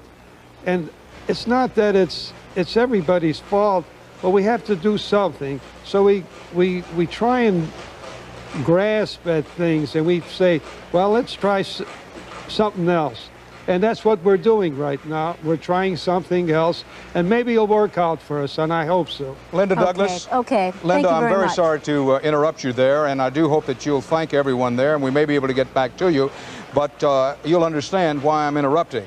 If you're a Republican and you found yourself during the evening saying, man, I want to party, now's the time to party, because in Virginia, the Republicans have won on the basis of a CBS News estimate. Paul Tribble, the young Republican hopeful in Virginia, 35-year-old congressman, but even at 35, a veteran of the United States Congress, has beaten, on the basis of our CBS News estimate. This race was tight all night long, but we believe that Tribble has won this race, that his margin will be about 51%.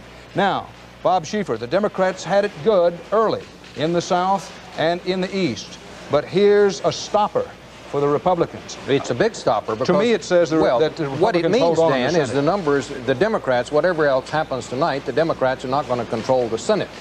There's still to be decided the race in California, the race in Rhode Island, the race in Missouri, the race in Nevada. There are only 4 seats left. The Republicans would have had to win all 5 of those races to take control of the Senate, and now they have lost in Virginia. So it means that we may wind up with a tie.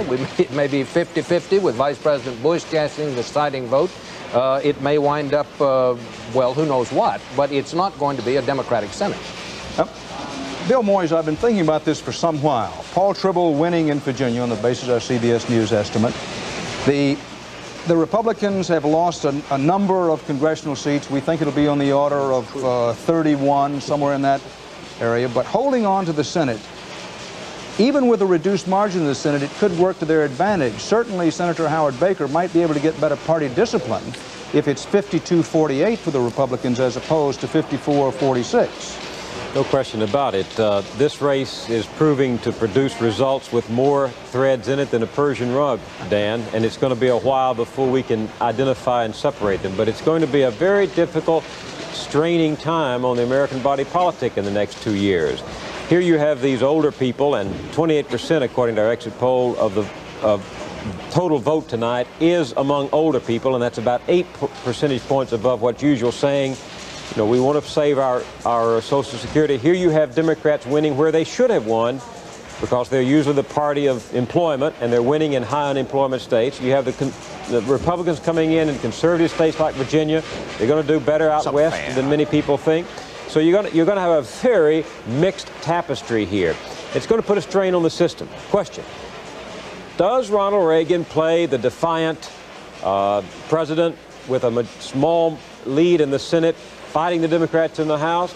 Or does he, like Eisenhower, when the Democrats control both the House and the Senate, move toward a more pragmatic policy? John Glenn said it earlier today, this country has some deep structural problems. And the question is, do the two parties cooperate on them, or do they fight like hens in the backyard? Among the Senate races that we're watching very closely now, the one in Missouri, Danforth, the Republican incumbent, against Woods there. We'll have more for you just after your local stations. In the meantime, Dan Rather at CBS News Election Headquarters in New York.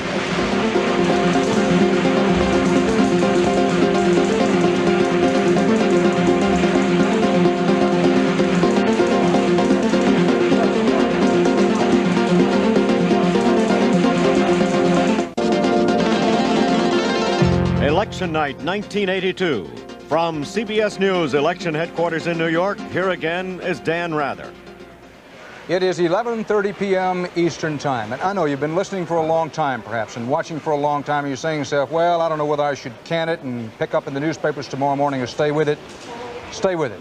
This dance of democracy, not to overstate it, but that's what it is coming right down to the end. The Republicans have fought back in the last couple of hours. The California races are outstanding, and some big races are beginning to drop. Here's what I mean. In Texas, our CBS News estimate is that White wins. Mark White, the young Attorney General, has unseated the Republican governor of Texas, Bill Clements. We think White's winning margin will be on the order of 53%.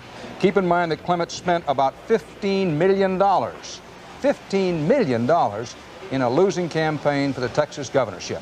In New York, yes, we held off on this one, wanted to be cautious. We believe that Mario Cuomo has won over Lou Larriman, the millionaire drugstore man who fought an indefatigable race, and Lehrman got almost everybody's respect in the race. It was much closer than a lot of people thought it might be, but we believe that Cuomo's winning margin in New York will be on the order of 51%. Cuomo holds on to a Democratic state house. Hugh Carey, the Democratic governor of New York, retiring. That's the sort of thing you're going to be seeing over the next hour, hour and a half. The Republicans took some shellackings early on in the early returns from the South and East and in the Midwest. They've started to come back in the Senate races. Yes, they lost the Texas governorship. They've had a bad night in the governorships. They've not had a good night in the House. But if the Republicans win both of those races in California, a lot of that early stuff will be forgotten. President Reagan will be claiming that it was a very good night for him. Lesley Stahl, the story of this half hour up to and including now, New York, Cuomo wins. In Texas, Mark White, the Democrat, unseats the Republican Clements. Let's look at how those two Democrats did it. First, in New York, in the state of New York, Mario Cuomo seems to have won by racking up huge margins in the city. However, his opponent, a supply-side Republican, Louis Lehrman, did very well everywhere else in the state. Cuomo ran a very ethnic campaign, trying to convince voters that he was the candidate of the average man running against a very wealthy candidate, making that a big issue.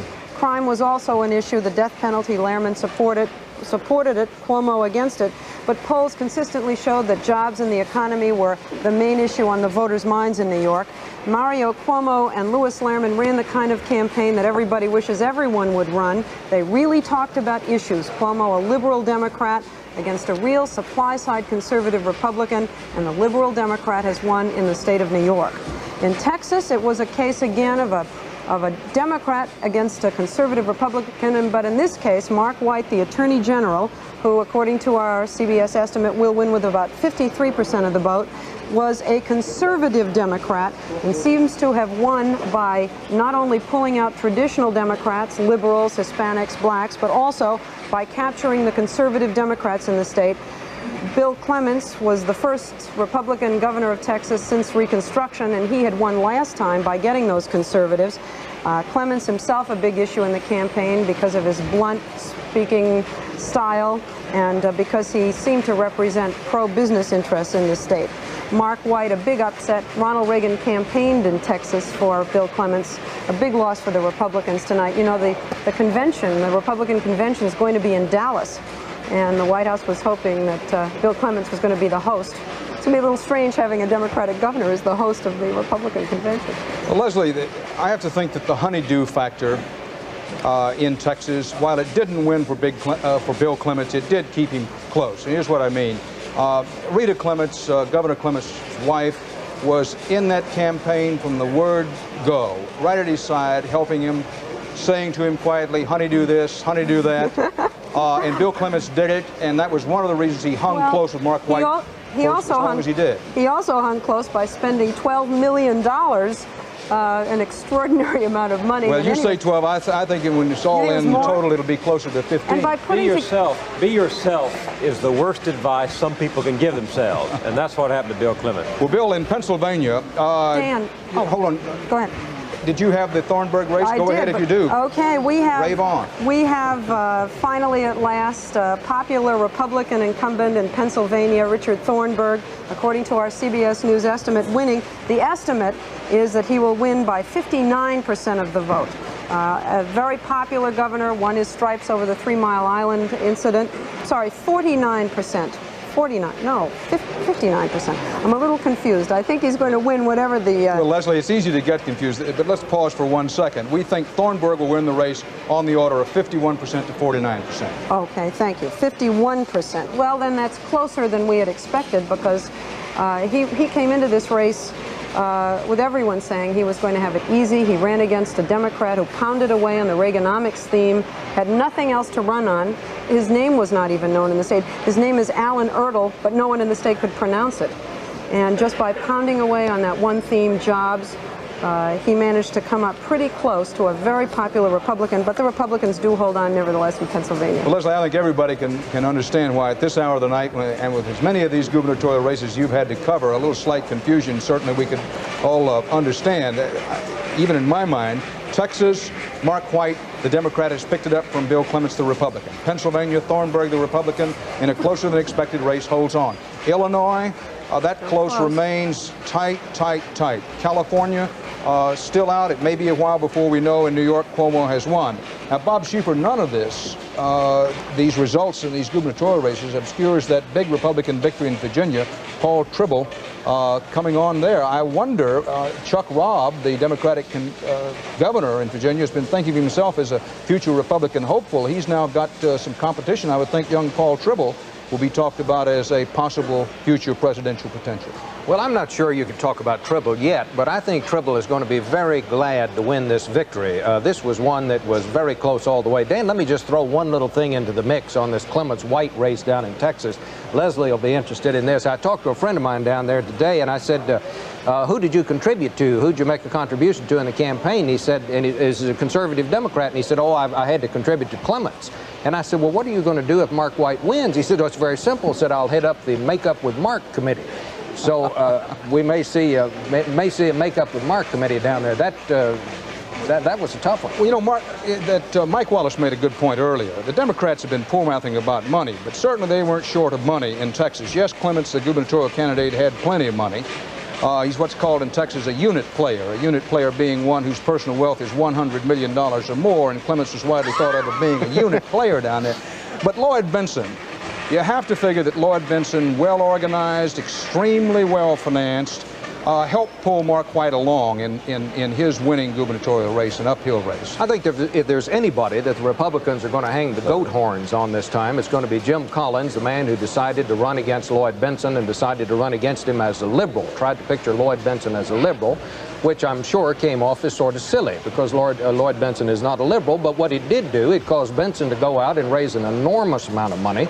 He bought a lot of things like voter registration lists, what used to call poll tax lists, they don't have a poll tax anymore, things that identify Democratic voters, where they are, the kinds of things, the scientific things, polls and things like that the Republicans had before, and now the Democrats had them, and there's no question that a big win by Bentsen, a big Democratic turnout, had a lot to do with the governor's race. Bruce Morton, in the House, the makeup of the new House at this hour looks like it will be roughly what? Looks like a gain of 29 seats for the Democrats, which is handsome. Let me just, there are a couple of results here that are really just kind of for politics junkies, just really interesting stuff. You remember I'm sorry, you wanted to? I think we have to, Bruce. We'll catch it on the backside. I have to say, CBS News coverage of the 1982 elections with Bruce Morton will continue in a moment. Sorry about that.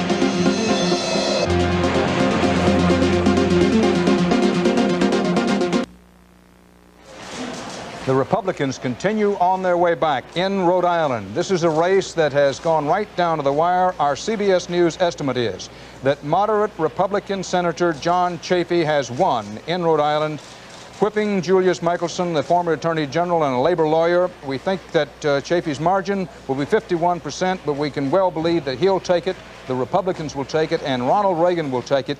The Republicans hold on to another Senate seat that becomes increasingly important to them. The Democrats have a net gain of 2 in the Senate. Right now, if things stopped right now, which they don't, of course, if a chicken had longer wings, he could fly and all that, but if they stopped right now, in the Senate, it would be a 52-48 Republican Senate. But remember, if the Republicans win in California, they'll consider their night a great big success. Whether they win the Senate race or the gubernatorial race, between the two, they'd probably rather have the Senate race. But Chafee wins in Rhode Island. And we're watching 2 close races out in California, don't forget. And at the grassroots level, our old friend Charles Kuralt is in Walnut Creek, California, at a polling place there. Charlie, it's night now. Yeah, it is, and we've had the very satisfying experience, Dan, of spending 13 hours actually watching people vote.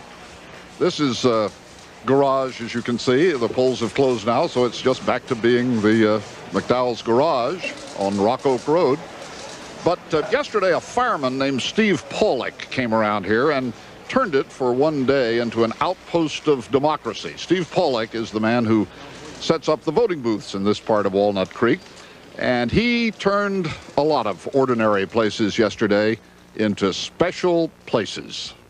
Well, I had 5 schools, 2 libraries, a couple of swim clubs places, and the rest, yeah, 1 church, a Baptist church over here on Walnut Avenue, and the rest houses. Like Mrs. McDowell's garage? Right, like Mrs. McDowell's garage. You've been doing this a long time? Yeah, 22 years. And why do you do it?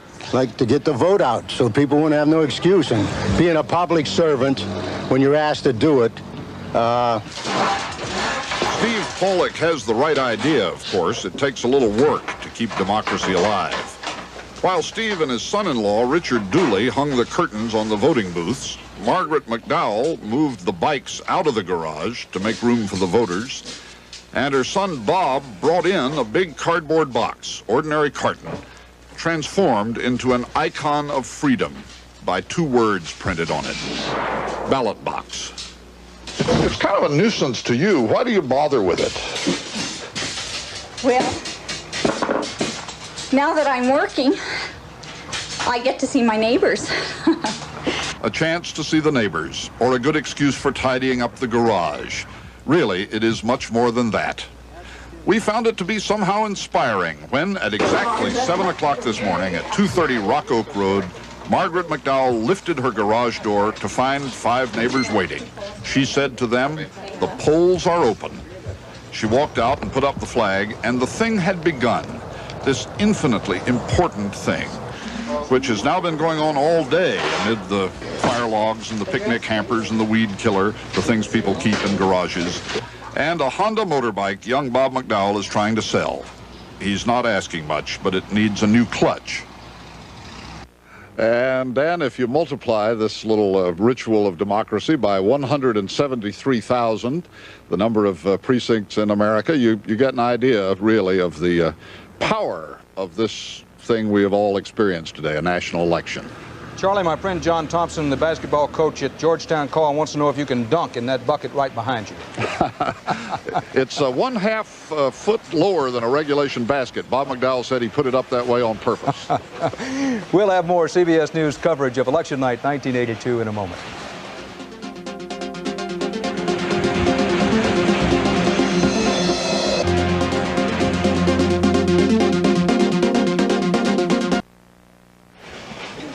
As things now stand, with the Republicans winning the Senate seat in Virginia, Paul Tribble winning there and picking up a seat for the Republicans, if things stop right now, it would be 53-47 for the Republicans in the Senate, but there's still that very big California race outstanding. It can't be a tie. If the Democrats won everything outstanding, they could still win control of the Senate. Check me on that, Bob Schieffer, or is that incorrect? No. If the Democrats won everything outstanding. From here on, we'd wind up with 49 Democrats and 51 So it's Republicans. assured that the Republicans will have control of the Senate. It may be shaky, but they'd have control. And there will not be a tie. Okay. 2 years ago, NCPAC, the National Conservative Political Action Committee, managed to rid the Senate of 4 big liberal names, rid being their word: McGovern, Bayh, Church, and Culver. So we've been watching tonight to see how NCPAC fared with a couple of grace notes within that for politics junkies. You may remember Eugene Atkinson, a congressman from the suburbs outside Pittsburgh who stood in the Rose Garden, announced, "I am no longer a Democrat, I'm converting to the Republican Party," was embraced by President Reagan, and was the talk of Washington and the talk of the district. But in the district, they were saying bad things. He lost today to Joe Coulter, state legislator who was a labor's choice in the district and will be the new congressman. A brash young Republican from Long Island named John LeBoutillier shepherded Atkinson through that conversion. He was the fastest lip in the House. He compared Speaker O'Neill to the federal government, big, fat, and out of control. He called his fellow Republican Charles Percy a wimp. Lots of wimps in Illinois. I don't know how that happens, Leslie. Anyway, LeBoutillier went up before the voters today, and he lost, beaten in his Long Island district by Robert Mrazek, a county official. So he won't be around next time. Speaker O'Neill, the man LeBoutillier had such fun baiting, is back, of course. There's really not much suspense in that. The Speaker had an opponent this time, Frank McNamara, who actually spent a decent amount of money, but O'Neill, surprise, surprise, won easily. And finally, Dan, one development of profound significance that I'm a little hesitant to get into here. 2 television anchormen ran tonight for Congress. They both lost. I don't know what that means. Well, that's one of those lines I'm not about to touch with a 12-foot pole, which is what I reserve for things I wouldn't touch with a 10-foot pole. Bruce, you have to think that Tip O'Neill, the House Majority Leader for the Democrats, is feeling pretty good tonight. He's been in the House since Trigger was a colt. The question is, can he, with these kinds of figures going for the Democrats, can he force President Reagan to reverse his economic policy, or will it be a case of simply trying to get the president to modify his policy? Well, I think that's going to have to be issue to issue. Again, the Democrats don't have a policy right now. There's no leader of the opposition who can say, right, we won all these seats, we're now going to do A, B, C, and D. They will disagree about what they want to do. Bill Moyer said earlier that there's a mandate, but we don't know quite for what. No question, if they can find a course on which most mainstream Democrats can agree, they can make it very tough for the president to fight it. Bill Moyers, what would you guess? And we're guessing here, but we're trying to get to, what does all this election stuff mean? We're beginning to get enough results in. If the Democrats in the House can pull themselves together on one issue and take it to President Reagan on that issue, what would you guess that to be? I think it'll be on defense spending. They want to cut it, not a great deal, but enough to do that, and they'll want to do something about that third year of tax increase. But no Democrat's going to want to go to the public in '84 having voted for a tax increase. It's going to be tough. We'll be back in a moment with more CBS News election coverage.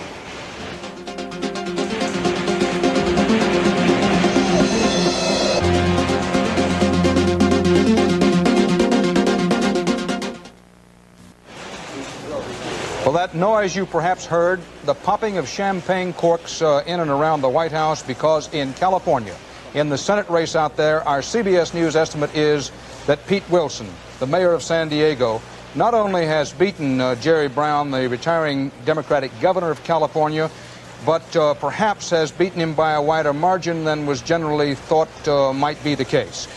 Pete Wilson, on the basis of our CBS News estimate, I emphasize this is with votes actually in and counted in sample precincts. Pete Wilson will be the new Republican governor of California. Remember, this is a hold-on for the Republicans. S.I. Hayakawa retiring from that Senate seat. Pete Wilson managed to make the campaign a referendum on Jerry Brown, rather than having it be a referendum on Reaganomics, as Jerry Brown tried to make it. Jerry Brown had a lot of negatives, an anti-Brown vote out there. The Brown nuclear freeze ad, now famous or notorious depending on your point of view, television ad backfired. The issues broke badly for Brown, his handling of the Medfly scare in California, a crime, his alleged anti-freeway stance, the fact that Jerry Brown was seen to many Californians always to be running for president, all that built up. Pete Wilson, a fine, articulate Republican candidate out there, was on the defensive for a while. Brown had momentum going for him, but when it's all said and done, it looks like not only has Pete Wilson won in California, but his lead looks longer than your average well rope out there, and he seems to have won that race easily. No, we do not have figures that we can call on yet in the important California gubernatorial race. Now, the White House, of course, has been watching results such as this in these last couple of hours and taking some not only solace from it, relief, and I think some joy from those races. Jim Baker, who is the President's Chief of Staff, is with Walter Cronkite now in our Washington studios. Walter and Jim Baker, good evening. Good evening, Dan. Jim, is the President up? President's very up. Oh, you mean is he up? Has he retired for the night? Has he retired for the night? Well, when I left the residence about an hour ago, the President was very upbeat, and he'd been following returns since they first started at 7 o'clock. I rather suspect that he's probably still watching. Dan was speculating that he'd be waiting for that California Senate race. That's an important race to him. He can go to bed now exceedingly happy, I take it. Yes, indeed. We'd had you on a couple of hours ago or so. We'd have been talking about what looked like a building, if not landslide, a very heavy loss for the Republicans. In the last couple of hours, things have come back to a balance now in the Senate. Right now, you're perhaps losing a net of 1. But that even could change with 4 major races. I'll say, well, you're not. Now, wait, yes, you are still 1. That's correct, down. Because that was an incumbent seat for Mm-hmm. That's right. But in the House, it still looks like a bigger margin than was being predicted. And Bruce Morton was speculating a moment ago that this could force some legislative decisions, perhaps, on the President. Would you agree that the House, with that kind of a increased Democratic margin would have that kind of leverage? Well, I would not agree that it was that a 25-seat loss, and I understand you're projecting 29. Other networks are projecting in the range of 25, is bigger than we had anticipated. Our numbers, as you probably know, had been 17 to 27, something in that range. I also think that a pickup, even if it's 29 seats, would not give the Democrats a coalition in the House for a return to the tax and tax spend and spend policies that we'd seen there before when they dominated both houses of the Congress. The question is going to be whether or not the president is able to pull together his coalition in the House from time to time, and we really think that he will be able to do that. It'll be a lot tougher than it was before, but on selected votes and on selected issues, we think we will be able to pull that coalition back together in the House. The number one priority for us in this campaign was to keep that Senate. That was extremely important, and we are very pleased with the results so far. And with only 2 races out, I guess Nevada and Missouri, we'll do no worse than lose 2, and we might break even. Earlier, Howard Baker, the Republican leader in the Senate, had said that unless you gain some seats in the Senate this time, you're going to have a little problem in 84 and 86 because of the balance of seats that'll be up for grabs at that time. Do you think that you're going to be in trouble in the Senate? Well, I hope not. What Howard was saying is true in the sense that this time we got 20 Democrats running and only 12 Republicans. Next time that's going to be reversed, so it'll be tougher for us in 2 years. I don't think we ever felt that there was the likelihood or the prospect of a gain beyond, say, 2 seats. We did feel at one point 2 or 3 weeks ago that we might have a shot at picking up 2 seats. We'll be very happy if we can hold our own in the Senate or even lose just 1, because in the off year, normally the party in power loses by tradition and history 2 seats. Jim, what about the president's own pulling power this year? He campaigned for 23 governors or senators, I believe, and of the 15 of the decisions in so far, he's won 5 and lost 10 of those. There's still 15 yet out, I believe. I may have my numbers a little bit short right now, but that's roughly the way it's going, 2 to 1 against him. He campaigned for 7 North Carolina congressmen, and 2 of them have lost, 2 are losing, and the others are doubtful. It doesn't speak very well for his power as a campaigner for others. Well, most of the president's campaigning was for senatorial candidates, and if you assume that we're doing better than history and tradition teach us we should do in the Senate, then I think it might speak well for what the president was able to do. We did not, in determining where the president went, we did not sit down and say, let's see what a good score we can build up for the president. The president didn't go in and campaign for Dick Lugar in Indiana, a clear winner in the Senate. There were a number of races like that where we were asked to go in, where we could have gone in, but we didn't go in because where we sent the president, where the president went, was where it might make a difference, and those were in the close races, the tough races. What do you think the effect of these returns will have on the president's decision to run in '84? Well, I think had we lost the Senate, the president might have been tempted to take a look at government by veto, which would have been the necessary result of that for the next 2 years, and maybe say, gosh, is it worth it? I think the president wants to run again. He hasn't made a decision yet, but I think as long as his health holds, that he'll probably run again. And I certainly don't think he's going to be unduly disappointed by these results tonight. As far as the governor's races are concerned, it looks like we're going to lose somewhere between 5 or 7 governorships, which is exactly what we thought we would lose by reason of some retirements of Republican governors, particularly in the Midwest. And again, that's consistent with what losses have been in the off years. Nixon lost 10 in 70. I think Ford lost 5 or 6 in 74, and Carter lost 6 or 7 in 78. So there's nothing there's no landslide here. There's nothing out of the ordinary. And you don't see any mandate that would change the president's course? No, I don't. Thank you very much, Jim. Yes, sir. Dan? And thank you very much, Walter Cronkite. Will Tom Bradley, the mayor of Los Angeles, become the first black governor of California and the first elected black governor in this country? We don't know yet. We'll have more of our CBS News election coverage in a moment.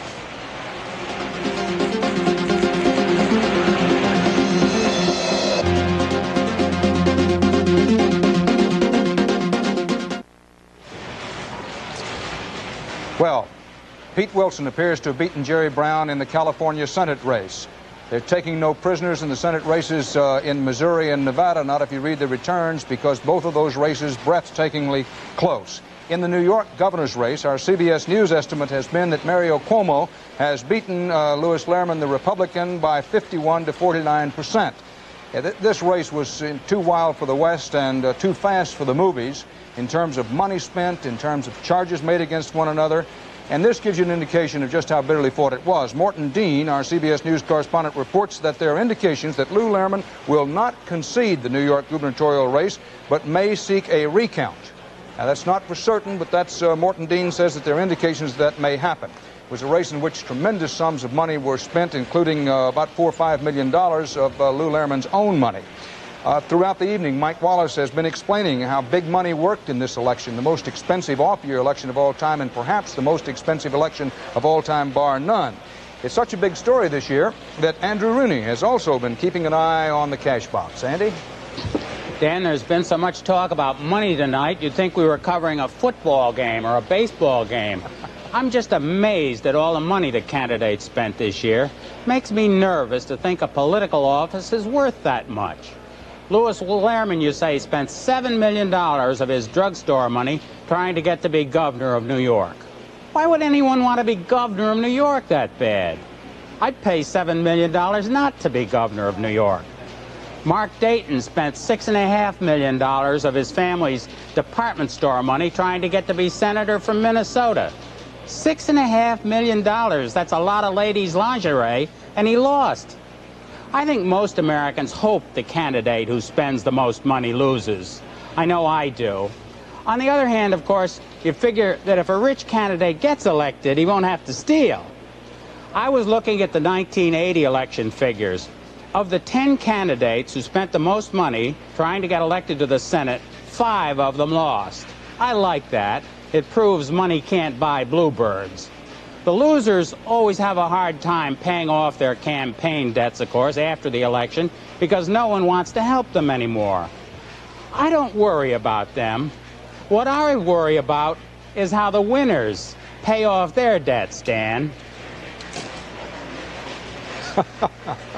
Well, I got to tell you, Andrew, I don't have any idea how they'd pay off theirs, but you have to believe that a fellow like Bill Clements, the I Republican think you have governor, some idea how they do it, Dan. that Clements spending maybe $15 million, he's got to feel that he's been rode hard and put away wet to spend $15 million and lose the race. How would you like to go to bed with that tonight? There's a line I won't touch either. Thank you, Andy. We'll try to get back to you a little more later. Bob Cheever, the Brown-Wilson Senate race. Wilson the winner, one of the big ones. Sure was. And talking about money, here's a campaign where the two candidates together spent $7 million just on television commercials. $7 million just on television commercials. This was a case, clearly, Dan, where Jerry Brown just started this campaign with a lot of baggage. He got himself out of a hole with some kind of interesting TV commercials in the beginning. It said commercials that started out, well, you think Jerry Brown's awful, take another look. He rose in the polls as Pete Wilson made some mistakes, but in the end, the negatives just caught up with him. Wilson came on to win. Bob, with Wilson winning that race, and our CBS News estimate is that he may have won with a winning percentage of maybe close to 54%. While we haven't called the race, that can't be good news for Tom Bradley, the Los Angeles mayor who's trying to become governor in his race with George Deukmejian. No, that's not. And, you know, that's an interesting thing because that brings the whole question of the black vote. And I just had a piece of paper. It's what I was just reaching for here. I read a while ago, and I remember I made a note on it. In California, Brown and Bradley carried the black vote by 78% and 84% respectively. However, in Brown's last run for governor in '78, he got 93% of the black vote. So that suggests that Democrats are not voting, black Democrats are not voting as heavily for Democrats as they have in the past, at least in California. That's the only state where we've found that to be the case so far. Leslie Stahl, the Illinois gubernatorial race, in addition to the California race, still out. What a battle between Thompson and Stevens. It's wonderful. It's wonderful. There's been an extremely high turnout in the city of Chicago among traditional Democrats. Goes to show you again that the jobs issue and Reaganomics were a huge factor in this race. A race in which the incumbent Republican, Jim Thompson, Big Jim Thompson, was expected to win. But Stevenson talked about Reaganomics and jobs, ginned up the Democrats, got them out to vote. 60% of the people in Illinois said they felt Reaganomics hurt their state. With Leslie Stahl, this is Dan Rather at CBS News election headquarters in New York.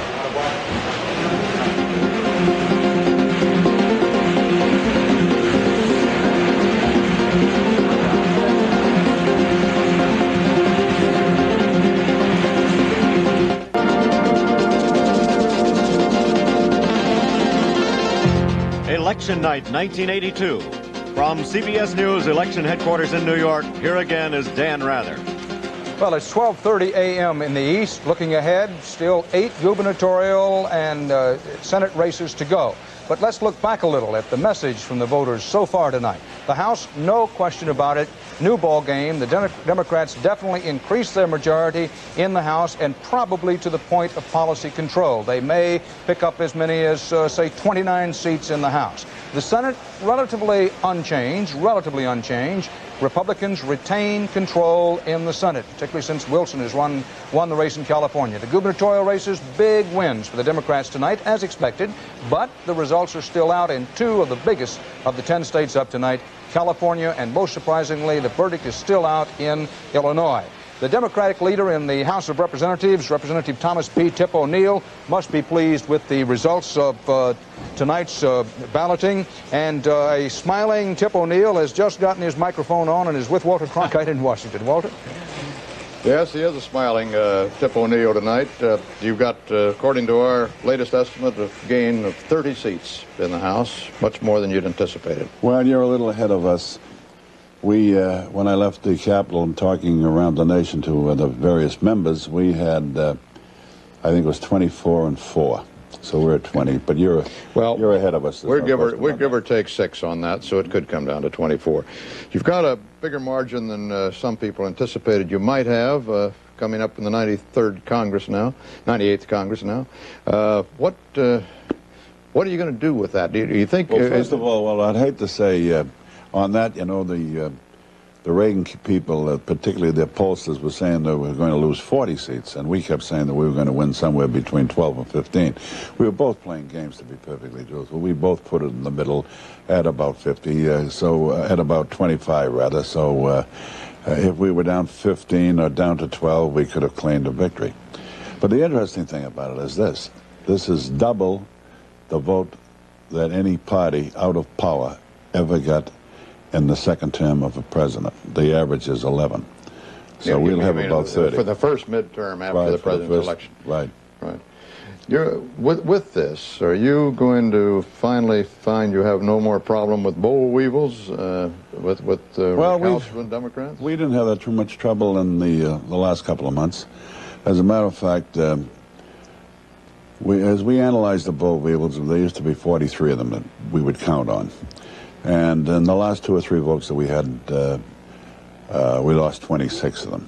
I think most of them got a message, and there'll be some diehards out there, but I don't think it'll be as severe as it was before. Jim Baker a little while ago was saying that the president expected a little more difficulty putting his coalition together again, but he anticipated he'd be able to. Baker anticipated he'd be able to. Well, that's very interesting. I was listening to Jim while you were talking to him. He seemed to be interested in the Senate. They raised all their money because they already controlled the Senate and they wanted to get control of the House. A year ago, they were predicting that they were going to win the House. That's where all their flood of money came. Suddenly, they seem to have had not too bad a defeat out there because currently they've only lost 1 Democratic senator. But the truth of the matter is that they're going to lose somewhere between 25 and 30 seats, and so they'll have trouble in the House. There's no question about it. I think this is a very, very definite message from the American people. And the House always listens to the will of the American people because they have to come up for election every 2 years. They have to bring the report card before the people. Would you expect the president to make any moderations in his policy in view of this? Well, I don't think that as of himself that Baker, who didn't believe in the policies of the president when he was with Bush, but now is an ardent supporter of the president's, of course, and his real top key man.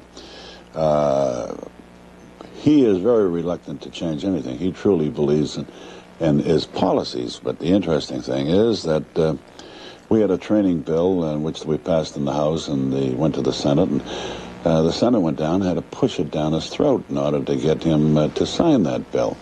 Then he was taking credit for it. When the tax bill came along, Dole said we've got to make some amends on your tax bill. Ultimately, I gave him a hand on the tax bill. The members of the Republican members of the Senate had to cram these things down his throat. And so I think that they'll really read the will of the American people, that too many people were hurt out there, that they do take care of the... Just likely to bring government by veto, as the president... No, I don't think he's... I don't really think he's that type. I think that we can compromise. I think that Senator Baker and Dole and them, I think they'll have enough influence on them to say, listen, politics is the art of compromise. We're going to have to compromise many of the things along the line. No, I would hate to think that there's going to be government by veto. In close races this year, the Republicans outspent in House races the Democrats $93,000 more than the Democrats on an average. What are you going to do about that in 1984? You can't go on with that kind of disparity, can you? You know, I've been opposed to this for years. I've been trying to shut it off, but it's a very difficult thing because it is where a coalition works. Some of the senior members on both sides of the aisle do very, very well from those PACs and things like that, and we haven't had much success in curbing it, to be perfectly truthful. It was interesting. You're predicting that we'll win by 30 votes. We have been following in the last 2 weeks, from the statistics that we gather, how much money they have been pouring into the areas, and they had it very, very well documented, those who were in trouble. If they didn't have to throw in 35 to some and 70 to others in the last week, we'd have won 50 seats instead of the 30. Your fellow Massachusetts Democrat, Senator Kennedy, apparently is winning by a 63% margin tonight, a big win in Massachusetts, but it's 6% below what he did in his last Senate race in '76. Does that indicate that he's got any problem in his race for the presidency? No, as a matter of fact, very interestingly, he had a fellow that ran against him who spent about $3 million of his own money. Nobody knew who the fellow was. They thought he was an eccentric millionaire, to be perfectly truthful. He offered a reward of $10,000 if Ted would debate him, and they arranged the debate, and they went to the Nazareth School, a school for children, and Shamey showed that he had a little class and a little ability and knew what the government was all about, and That's the answer. He looked pretty good. Tip O'Neill, they went back in New York. It's always a pleasure to talk to you. Thank you, Walter. Thank you very much. Good to see you, sir. Dan? Thank you very much, Walter Cronkite and Tip O'Neill. We'll be back in a moment with more of our CBS News election night coverage.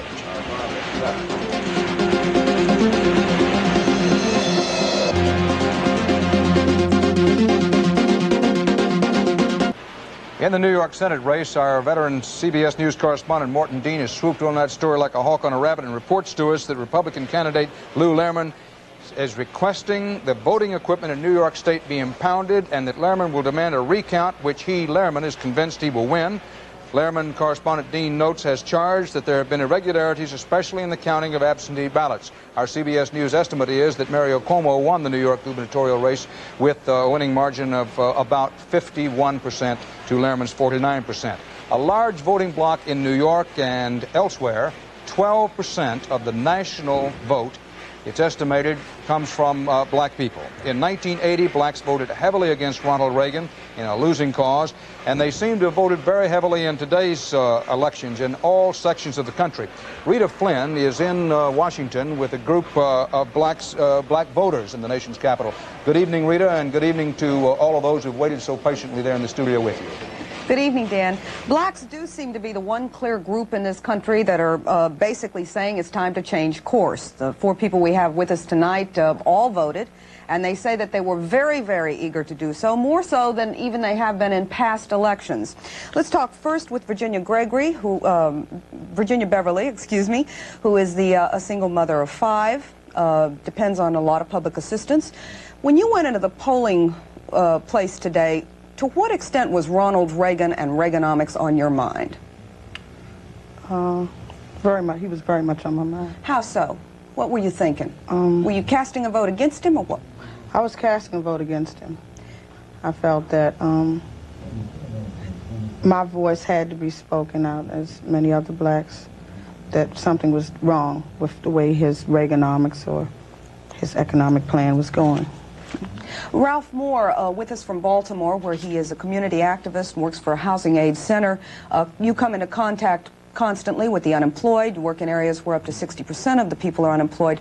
To what extent did you notice a sense in the communities as you've been there in the last months or so that people really wanted to go out and vote, the minorities and the blacks, and why? Well, I was very much surprised, especially in the community where I work that is like 97% black, that on the street level there was a very, very strong sentiment that Ronald Reagan would have to be, and all Republicans actually, would have to be voted against. And I was just surprised because it's a new awareness of the connection between, the electoral process and what's affecting people's daily lives. And I think the Reagan administration helped people, and the Republicans helped people feel that they were making a direct impact on their lives, and so people wanted to turn that back. And so there was a great sentiment, a very, very strong sentiment that something should be done. And I heard people on the street saying, we've got to get rid of those Republicans, any Republicans. It was just a very, very strong sentiment. Asbury, Ms. Hopewell, whose nickname is Hope, is one of the unemployed. He's just been laid off from Bethlehem Steel and doesn't know when he's going to get to go back to work.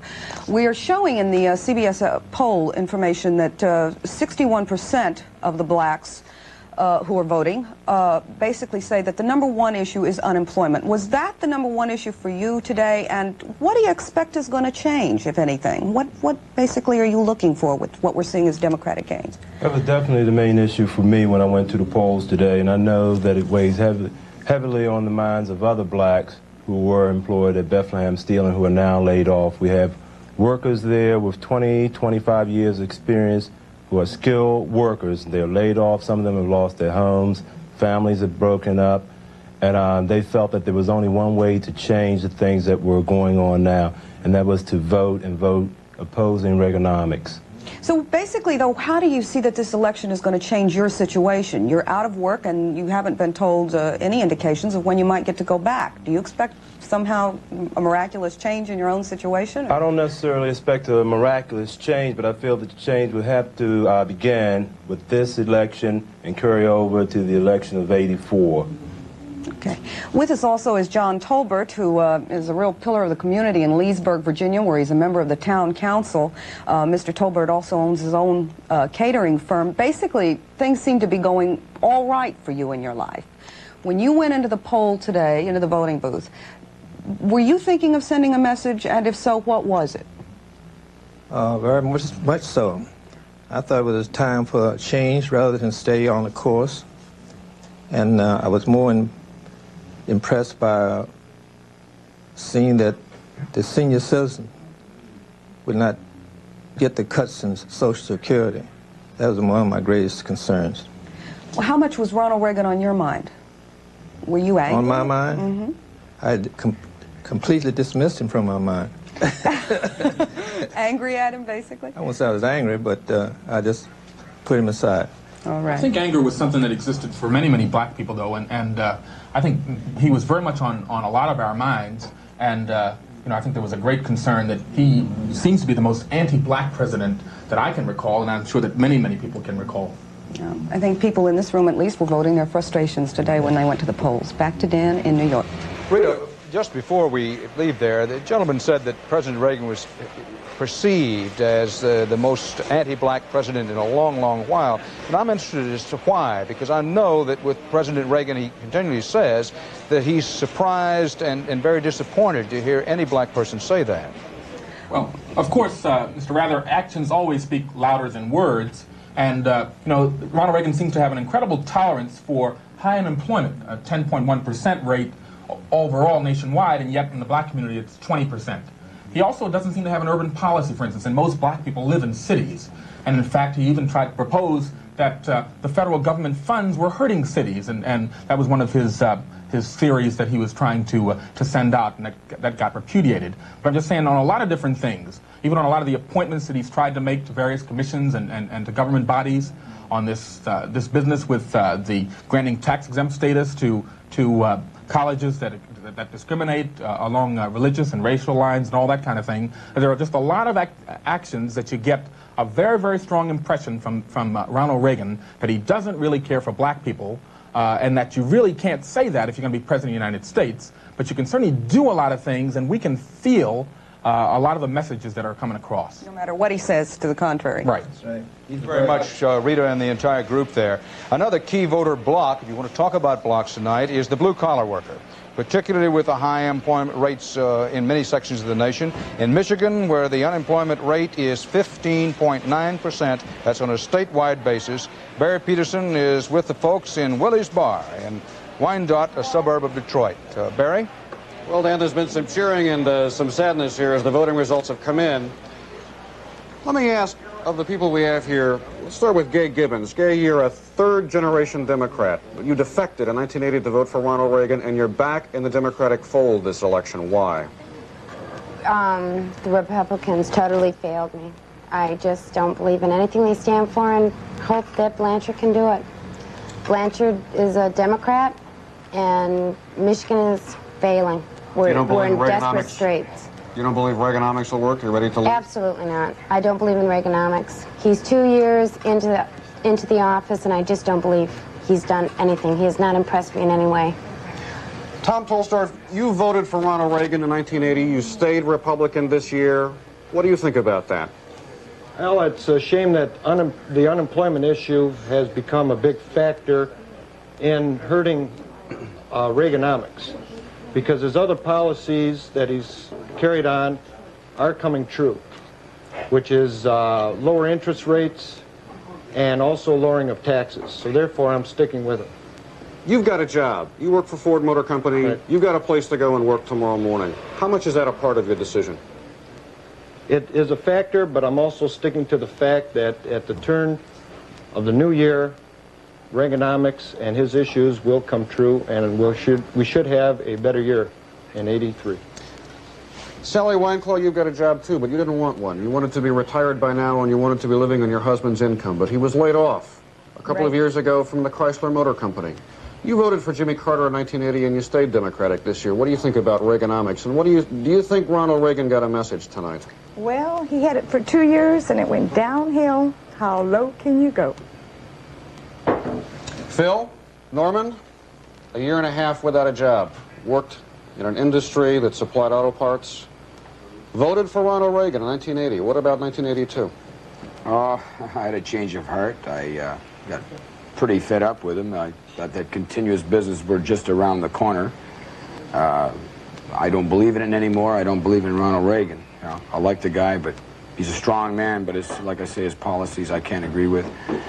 But more importantly, I'm hoping very much that the Democrats take this very, very seriously, what's happened tonight. They've gained seats, and I hope they realize that this is an incentive for them. Go get it.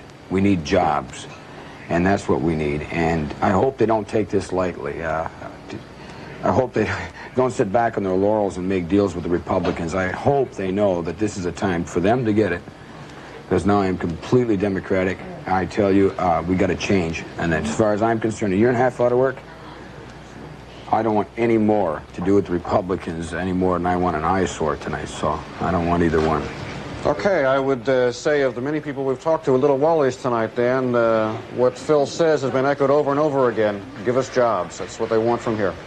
Barry Peterson and Willie's Bar, thank you very much. Order around a favorite refreshment for everybody there, and send the bill to Andrew Rooney, will you? We'll be back in a moment with more CBS News election coverage.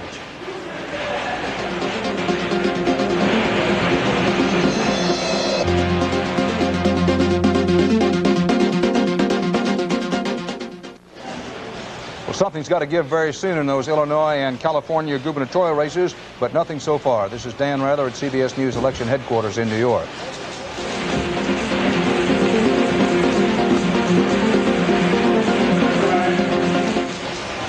One politician greatly affected by tonight's Republican results is their leader in the Senate, Senator Howard Baker, one of the more popular Republicans in the Senate on both sides of the aisle in many years.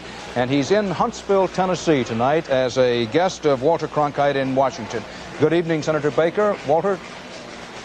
Dan, thank you. This is kind of remote control hosting, I must say. I wish we were together. And congratulations, you remain the majority leader of the Senate of the United States, and with a working majority, a very good one. However, you didn't build up that majority, as you yourself said you think that you needed to do if you were going to be fairly secure in 84 and 86. Does that disappoint you? I guess so, Walter. But, you know, everything considered, it's not exactly a banner year for Republicans around the country. And I think it is a remarkable achievement indeed that we apparently have 53 Republican senators and may have 54, depending on the outcome of the race in Nevada, where I understand we're ahead. So altogether, it's really remarkable, I think, and remarkably gratifying that we kept that majority and kept it intact. I would have liked to have added a seat or two, but by any measure, this is the brightest point in this night, the Senate victories as far as Republicans are concerned. Senator, I'll admit all of this is based on a couple of hours ago, and things sort of shifted better toward your favor in that time.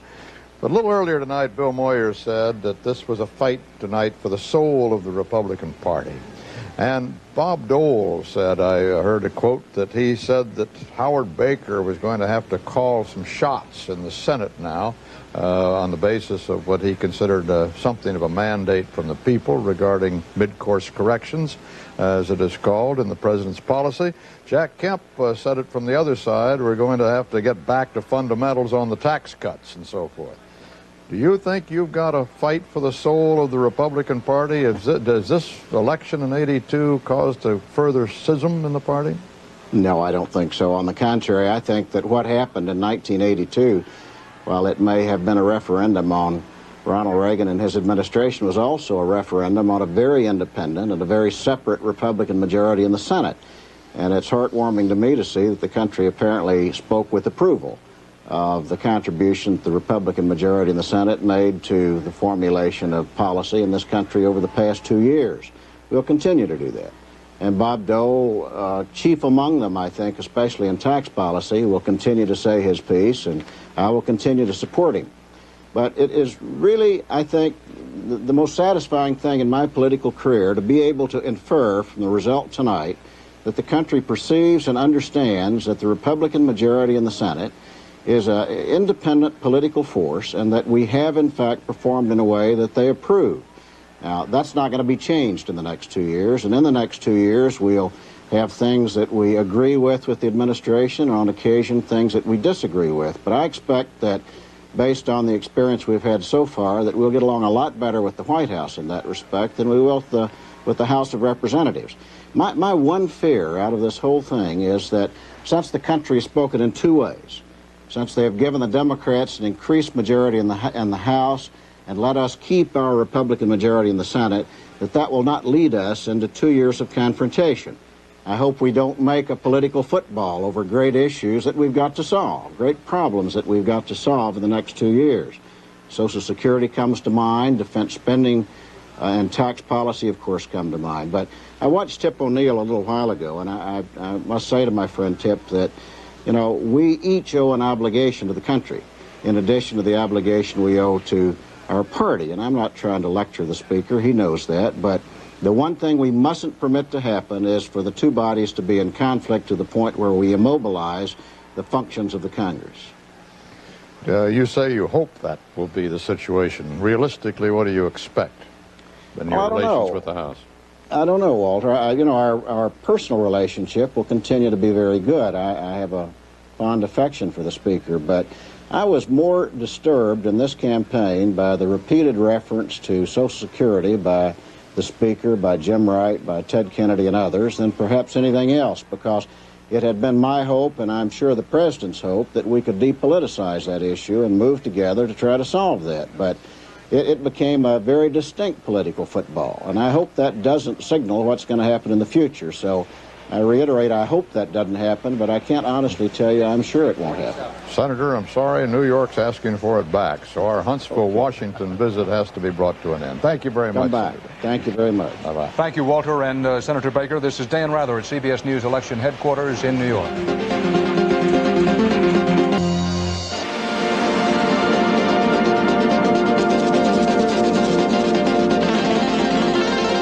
Election night 1982. From CBS News Election Headquarters in New York, here again is Dan Rather.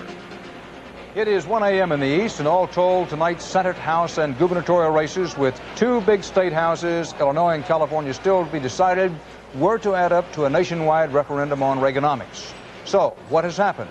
The results we have, a mixed decision from the voters. It would be hard to make a case that President Reagan won't have to modify his economic policy on the basis of what happened tonight, but the Democrats don't seem to have piled on enough to make him outright reverse it. The elements of the mix on the House side, this was the one place where detractors of Reaganomics got mad and voted to get even. A big win in the House tonight for the Democrats any way you cut it. We think that the Democrats will pick up something on the order of maybe 27 Senate seats, give or take, say 5. The Senate story, not much change from the present Senate. Some, for the most part, a good night for the incumbents of both parties. The Democrats picked up a 1 Senate seat, a net gain for them of 1 Senate seat. And Republicans keep Senate control. In the governorships, the Democrats had a good night here, too. But remember, California and Illinois are still out. Whichever party wins those 2 races will have had a very good night.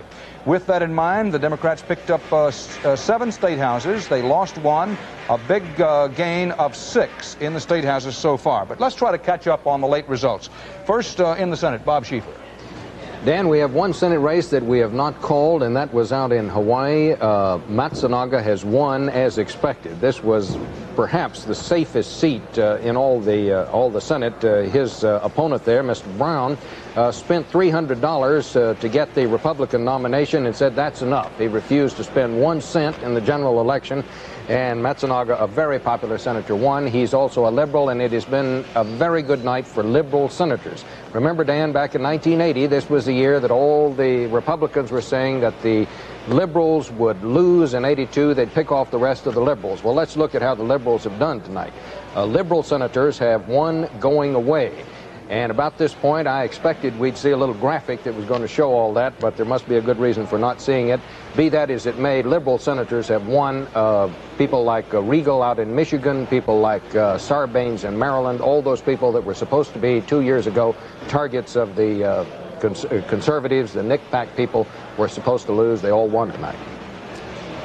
Bob, I'm reminded that Spark Matsunaga, the incumbent Democratic senator in Hawaii, that war veteran, came to Washington when he was first elected, and Russell Long almost immediately created a subcommittee for him called Tourism and Sugar, and somebody said, whatever happened to the pineapples? But he's a very popular senator, as is shown by the result there, and it was not an unexpected result. Leslie Stahl, you have 2 big, close races. Jerry Clower, the Southern humorist, tells a story about, it's too long to tell, but it finally ends with a punchline. Listen, shoot up here amongst us. One of us got to have some relief. And you have to think that they're feeling that way in Illinois and California, the candidates in both of those races. Well, these races may also provide some relief for the White House, although CBS News estimates say they're both still too close to call. But let's first look at the vote in California. Tom Bradley, the mayor of Los Angeles, with 10% of the precincts reporting, with about 43% of the vote. George Deukmejian, the Attorney General of California, with 57% of the vote at this time. This was expected to be close in the final days of the campaign, but let me tell you, there's some bad signs for Bradley in our exit polls. Bradley is running behind where Jerry Brown won last time amongst traditional Democrats in areas where he would have to roll up large margins, for example, in Los Angeles and the other big cities and in the Bay Area. And Deukmejian is running ahead where the Republican was last time in Southern California and the suburbs. Yes?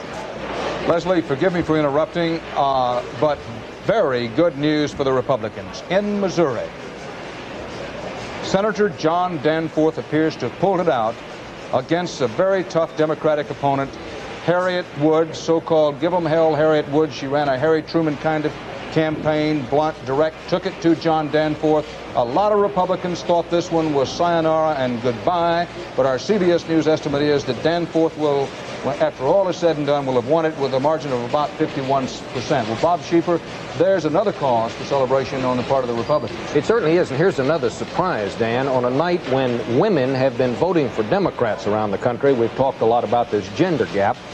Harriet Woods did not do as well among women as other Democrats did throughout the evening. She carried the women's vote, 52 to 47%, but in other races around the country, Democratic candidates got a bigger vote from women. I don't know how to explain that yet, but that's what the exit polls tell us. We'll come back to the why of that later on. Very interesting race out there. Now, Leslie, Okay. we'd like to continue with the governors. Let me just say one more thing about California. If Tom Bradley loses, analysts will be trying to figure out whether there was a hidden anti-black vote out there. Deukmejian was behind until his campaign manager went public with the notion that there might be a hidden anti-black vote. Deukmejian fired him for saying that, but from that point on, he started to rise in the polls. And it'll be days before we can figure it out, but that may or may not have been a factor in that race if Bradley loses. Okay, next let's look at Illinois, which again CBS News is saying is too close to call. With 75% of the precincts in, Stevenson has a slight lead. However, here again, we have gotten returns in from Chicago, from the city, where large numbers of Democrats have poured out. However, we have not gotten returns from the more Republican areas around the city in the so-called collar counties, the suburban counties of DuPage, Kane, and Lake. And with those late returns in, this may tip it the other way for Stevenson later in the evening. Unemployment is very high in Illinois, 12.5%, and Stevenson, who made many mistakes in his campaign, as we've talked about, bringing up the whole WIMP issue, was not expected to win, but he is doing well. But when those suburban Republican votes come in, it may turn the other way. We've been talking about the importance of governor's races to the presidential campaign in 1984. A sitting governor can offer his party a built-in organization for that campaign. And so it's important to look at the Big Ten and see how those big races with the large electoral votes are going. So far, 3 of the Big Ten states have shifted from Republican to Democrat tonight: Ohio, Michigan, and Texas. When the Republicans had 6 of these states going in, as of now they only have 2, but again they stand to pick up or to hold on in Illinois and could take over in California. So as you've been saying, it could even be a mixed message in the end about the governor's races if California and Illinois go Republican, as well as Pennsylvania. So some of the big states will still be in Republican hands. George Deukmejian, the Republican gubernatorial candidate in California, it was an especially tough race for Tom Bradley, and we haven't called the race yet, in that Deukmejian in many ways took away part of Bradley's strength, and that Deukmejian is so strong on the law and order anti-crime issue. Well, but you know, the voters of California were telling pollsters, the way voters elsewhere were, that unemployment and the economy were their major concern and not crime.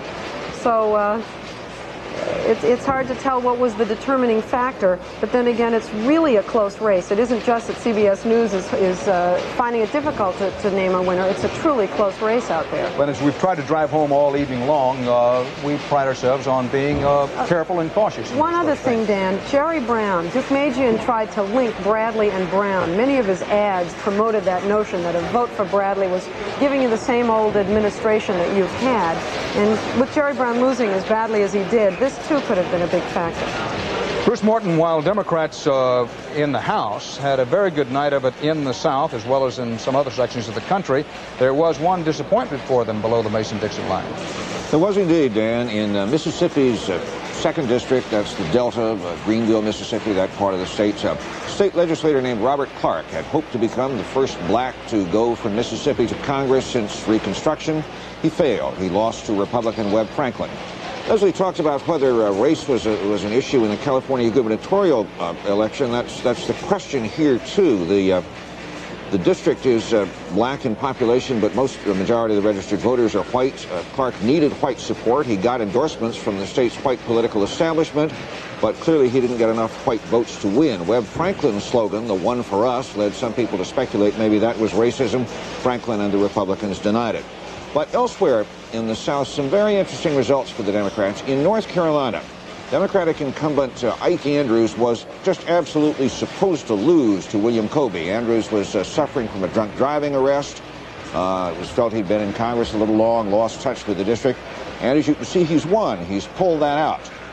Elsewhere in North Carolina, Robin Britt, a Democratic attorney, upset Republican freshman Gene Johnston. The Republicans picked up a total of 2 Democratic seats. in North Carolina. And in all those races, Jesse Helms' congressional club was supporting Republican incumbents, supporting Republican challengers. Helms put his prestige on the line in North Carolina and lost decisively. In Birmingham, Alabama, where the steel mills are shut fast and unemployment is very high, Albert Lee Smith, a new right freshman Republican, lost to County Commissioner Ben Erdrich. That's, again, an election where the social issues worked in 1980 and didn't this time because the only thing on anybody's mind in that part of the South was jobs. So Erdrich will come to Congress. Finally, we've got to say one thing that we got wrong early in the evening. In the 3rd District in Indiana, John Hyler, the Republican whom we said was a loser, looks embarrassingly like a winner now. We called it wrong. As you can see there, with 94% of the precincts reporting, Hyler has come back and now has 51% of the vote. We're sorry. Well, absolutely. And Bruce, I think we need to say that when you go through an evening like tonight with so many races, we are sorry. We hate it when that happens, but it happens very rarely on CBS News coverage. It does happen. And as you say, especially to the candidates involved, we apologize. We'll be back in a moment with more of our CBS News election night coverage.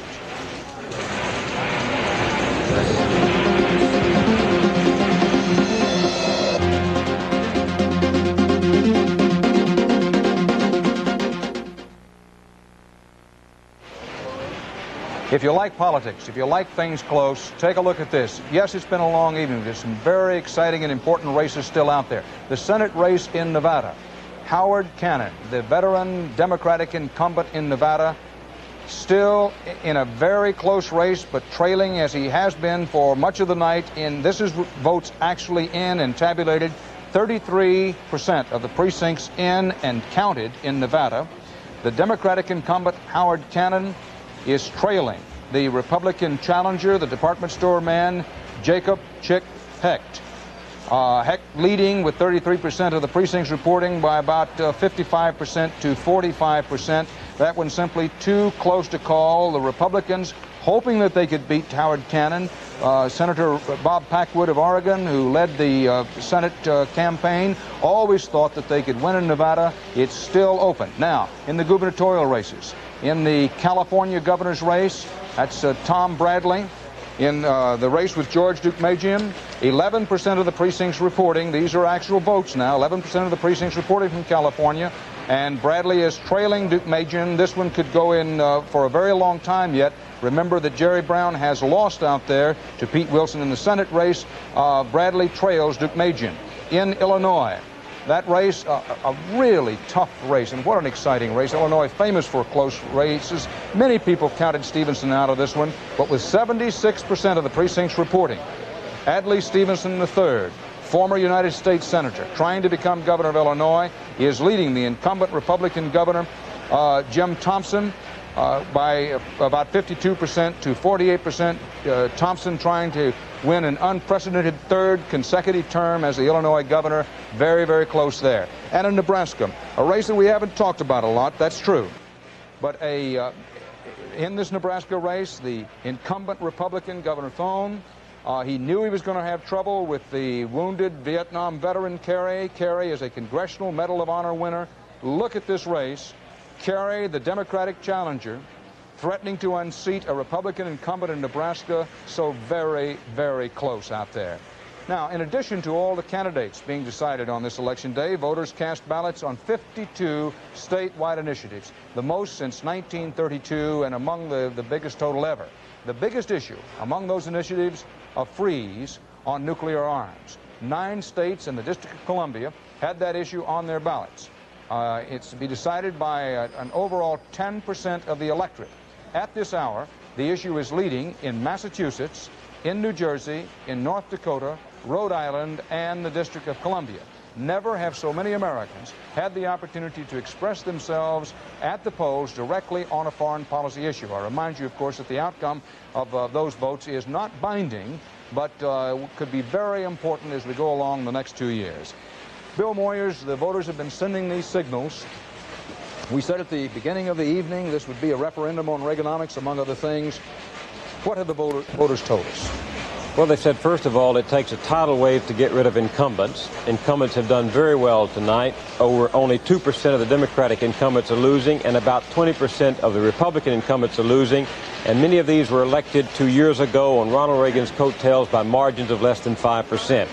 Even so, overall, of the 383 incumbents in the House, 340 are winning. Being an incumbent is a very big help. I think it's saying, Dan, that the country is continuing to move left, right, and center simultaneously. The voters are saying we're a nation deeply concerned about our economy, but deeply divided about how to try to turn it around. Our exit poll data continues to show that more voters are saying to our pollsters, stay the course, that are saying change the course, even while they're voting for Democrat. They seem to be saying that they want Ronald Reagan on the bridge of the ship. They want the ship of state in his hands, but those in the water want Democrats to throw them a life rope. I think the most important indication of what's happening in the country is right here in New York. That race between two distinctly different men of different philosophies, both men of great intelligence. Mario Cuomo, a traditional New Deal, Great Society liberal. Louis Lerman, who set himself apart from Ronald Reagan and said we need to go farther than Ronald Reagan and be different from Ronald Reagan, have been locked in a very close race, which Lerman is going to challenge. I think the meaning of that is what's happening in the country. We don't know what to do about the economy. We're deeply divided over it. And being deeply divided, we take a little here, we take a little there, we keep the balance of power divided among the different parties, among the different branches of government. We're a country that is looking for its way. Certain there are icebergs out there as the ship of state makes its way through the choppy waters. Not sure where to turn, so we're asking a lot of people for different help. It's a confused country. It's a country that doesn't want to make great changes, but knows that deep changes are necessary, but are uncertain what they are. And you think one of the battle lines very quickly when the new Senate, which will be again in control of the Republicans with a slightly reduced majority in the Senate, a new House of Representatives where the Democrats' hand has been strengthened, that the battle line will be on whether to cut defense spending, and if so, by how much? Well, I'm very impressed with a man named John Sears, whom you know is a Republican strategist and a former campaign manager for Ronald Reagan. And he wrote a fascinating piece recently in which he said the voters of this country are a very pragmatic bunch of people. And he said what they really want are some pragmatic ways to deal with our fundamental problems. I think the real battle in the next 2 years is going to be over whether the political system in Washington can function pragmatically to move the country out of this tough spot we're in, or whether it's going to be politics as usual, not pragmatism, but conflict, no compromise, everybody posturing, trying to blame one another for the difficulty we're in. It's been a very, very unsettling time for people who think that politics should be more than saying, yeah, you're one too, and should be trying to resolve our differences in an effort to move ahead. That's going to be the battle in the next 2 years. And won't that be the maximum test of Ronald Reagan as president? Whether he can do something along the lines of what President Dwight Eisenhower did in the 50s. Dwight Eisenhower sometimes had a Senate majority. A lot of times he didn't. For a short while he had control of the House. Most of the time he didn't. But he led the country through a rather peaceful valley for most of the 50s, while by taking the high road of let's work it out, let's see what's best for the country, can't we compromise? Yes, and he had in Lyndon Johnson in the Senate and Sam Rayburn in the House, two Democrats of commanding stature who were willing to compromise and play the game the way it has to be played to get things done. Then politics is a lot of fun. We've had a great time, but this country is in really serious trouble. I think that's what the message tonight is. Everybody's saying we're in serious trouble. We've got to do something about it. John Sears said 6 months from now, he thinks it will be difficult for even liberals and conservatives to tell what they are and why. And that the majority of voters are saying to them, forget your labels, forget your ideologies, and for God's sakes, get together and try to do something about this sinking ship of state. Well, Morton Dean, as you know, Bill, has been watching the races in the East from Boston, where he finds that the incumbents, the always well-heeled incumbents, had by far the best of it. Well, Dan, it's sort of late in the night, so I wonder if I can be excused for drawing a parallel between political incumbency and chicken soup. It seems that political incumbency is a cure for all sorts of ills. And while we're emphasizing the changes that have taken place in the East, we can also emphasize those changes that did not take place. It was a better day for Senate incumbents this year than in the past 3 senatorial elections, 76, 78, and 80. This year, 10 incumbent senators ran, and 10 won. And the winners include the 5 Republican senators who were seeking a return trip to Washington. It's worth noting, though, that 2 of the moderate Republicans barely survived. A little history lesson tells us that Lowell Weicker in Connecticut last time out received 57.7% of the vote. This time, the CBS estimate indicates he'll end up with only 51%. Now, the Weicker history, past and present, was mirrored absolutely in Rhode Island. Chafee, the Rhode Island Republican incumbent, also ended up with 51% of the vote. Mark, I'm sorry to interrupt you, ahead, but our time is up. Got to go. See you later. This is Dan Rather at CBS News Election Headquarters in New York.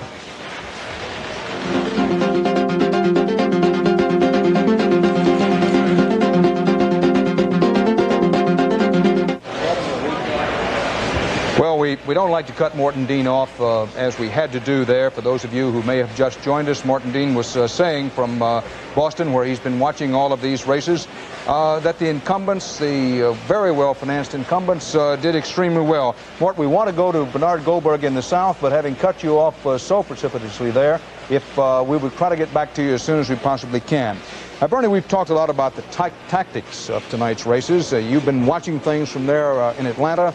The black vote, the unemployment issue, the tactics used by the Democrats to try to get both of those things working for them. What other factors that we haven't discussed yet that you think we should? Well, let me ask you a question, Dan, first. You covered politics in the South for a long time, right? Yes, I did. And was the courthouse in Havana part of the territory while you were down there? Yes, indeed it was. Well, it is again tonight. Call it the Cuban connection, the Fidel factor, call it whatever you want. But well, for Fidel exactly Castro, that reason. It has been for a long time. Fidel Castro is a major issue in 2 southern races. First in the Florida governor's race, where memories of the Mariel boat lift are still fresh and still bitter. April 1980, Fidel Castro decides to test America by shipping thousands of mental patients and criminals to the U.S. Jimmy Carter agrees to the unrestricted boat lift. Florida is staggered by the flood of 125,000 refugees. Governor Bob Graham stands by silently as Castro determines Florida's future. Of course, Cubans are a major issue in Florida, but the Fidel factor also surfaced much further north in Tennessee, in Robin Beard's aggressive campaign to unseat Democratic Senator James Sasser. Sasser has voted to allow foreign aid to be sent to committed enemies of our country. Vietnam, Laos, Cambodia, Marxist Angola, and even communist Cuba. You can bet James Sasser's making a lot more friends abroad than he is here in Tennessee.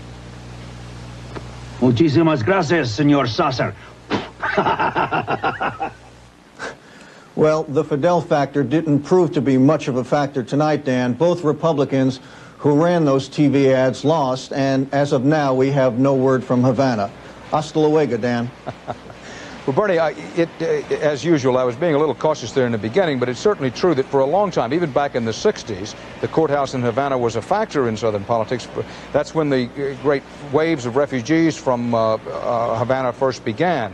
They came, then they subsided, and of course, in the last several years, another wave came along. Out in the Midwest, the economy continues to be the big issue. Bob Simon in Chicago has been watching that close Illinois governor's contest. What a race out there, Bob. Dan, the remarkable thing is that, it's always gratifying when people don't behave quite the way all our elaborate machines say they will. And Senator Stevenson sensed that. I spent an evening with him last week, and this is when the polls were saying that Thompson was just going to walk away with it. And Stevenson, who was a very modest man, did not say the polls are wrong, I'm going to win. He was just sort of scratching his head and saying, I might not behave like an Illinois Powell, but at the same time, I've been around the track once or twice before, and what I'm reading in the polls, what I'm reading in the papers just doesn't make sense. It doesn't make sense in terms of what I'm feeling, and what I'm feeling is pretty good, and I think I'm going to do pretty well. And he was confused by the polls, and But whether he wins or loses tonight, he's certainly done an awful lot better than anyone thought he would. Generally, I think the most interesting conclusion out of the Midwest, even though it's hardly surprising, is that union members, blue-collar workers, have by and large returned to the Democratic fold. These are the people who deserted the Democrats in such large numbers in 1980 to vote for Ronald Reagan. Well, they're going back to the Democrats. Twice as many union members today voted Democrat as Republican. Another conclusion out here is the utter disenchantment of blacks with the Reagan administration. When asked whether they would stay the course, 8% of blacks in the Midwest said yes. Also, the farm vote was extremely Democratic tonight, more so than it's been in an awfully long time. If you look at Nebraska, which is often considered to be the most Republican state in the nation, look at the race that Bob Kerrey is giving to Governor Thone. And this is an area where President Reagan went himself to prop up Governor Thone, and so far it doesn't seem to have been terribly effective. Another feature in the Midwest is the tendency of people to stick with candidates who've done a good job for them in the past. Durenberger did carry the day in Minnesota, despite the $7 million campaign waged by Dayton, and Danforth won in Missouri despite the very energetic campaign of Harriet Woods. Bob, Dan? thank you very much. This is Dan Rather at CBS News Election Headquarters in New York.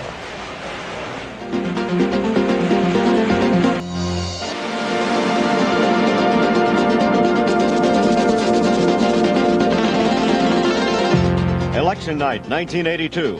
From CBS News Election Headquarters in New York, here again is Dan Rather. It is 1:30 a.m. in the East. One of the more remarkable scenes of the campaign 1982 just completed was the President of the United States, Ronald Reagan, going out to Peoria, Illinois, to try to pull out a race for the Republican leader in the House, Bob Michel. And at one point, the President was speaking for Michel, a big rally, and across the way in the distance, across the river, people could see the oil drum fires and the tents of people out of work, ringing the big Caterpillar plant there. People who saying we're out of work, in some cases our unemployment has run out. It was one of the more remarkable scenes of the campaign. Long, tough battle for a House seat out there. Bob Michel, the Republican leader, gets to keep his House seat. He wins it, and he gets to keep his nickname, Unbeatable Bob. He does not become the House Majority Leader, which is the title, of course, he wanted, but no one can doubt that Michel will take it. Now, Michel outspent his Democratic opponent in that House race in and around Peoria, Illinois, by around 4-1. Mike Wallace has been watching just these kinds of races. Mike, a lot of the money spent tonight did no good. It did Michel some good, but in a lot of races it didn't bring home a winner. Name of this story is Money Didn't Work. Minnesota. David Durenberger, the incumbent Republican, spent $3.4 million out there. But as you have remarked during the evening, young Mark Dayton, the Democrat, who wanted that job so badly, spent $6.9 million. 6.9 against 3.4, and 6.7 of that 6.9, if you can follow me, was his own money. It didn't work. Here in New York, unless Lou Lehrman on the recount overturns Mario Cuomo, Mario Cuomo spent something under $5 million, 4.7. Lou Lehrman spent at least 12.5. Somebody says 13, somebody says 15, but at least 12 to 12.5 million. Apparently that 12.5 million did not work. 5 million for Mario Cuomo did. In Texas, you've been using a figure all night of 15 million for Governor Clements.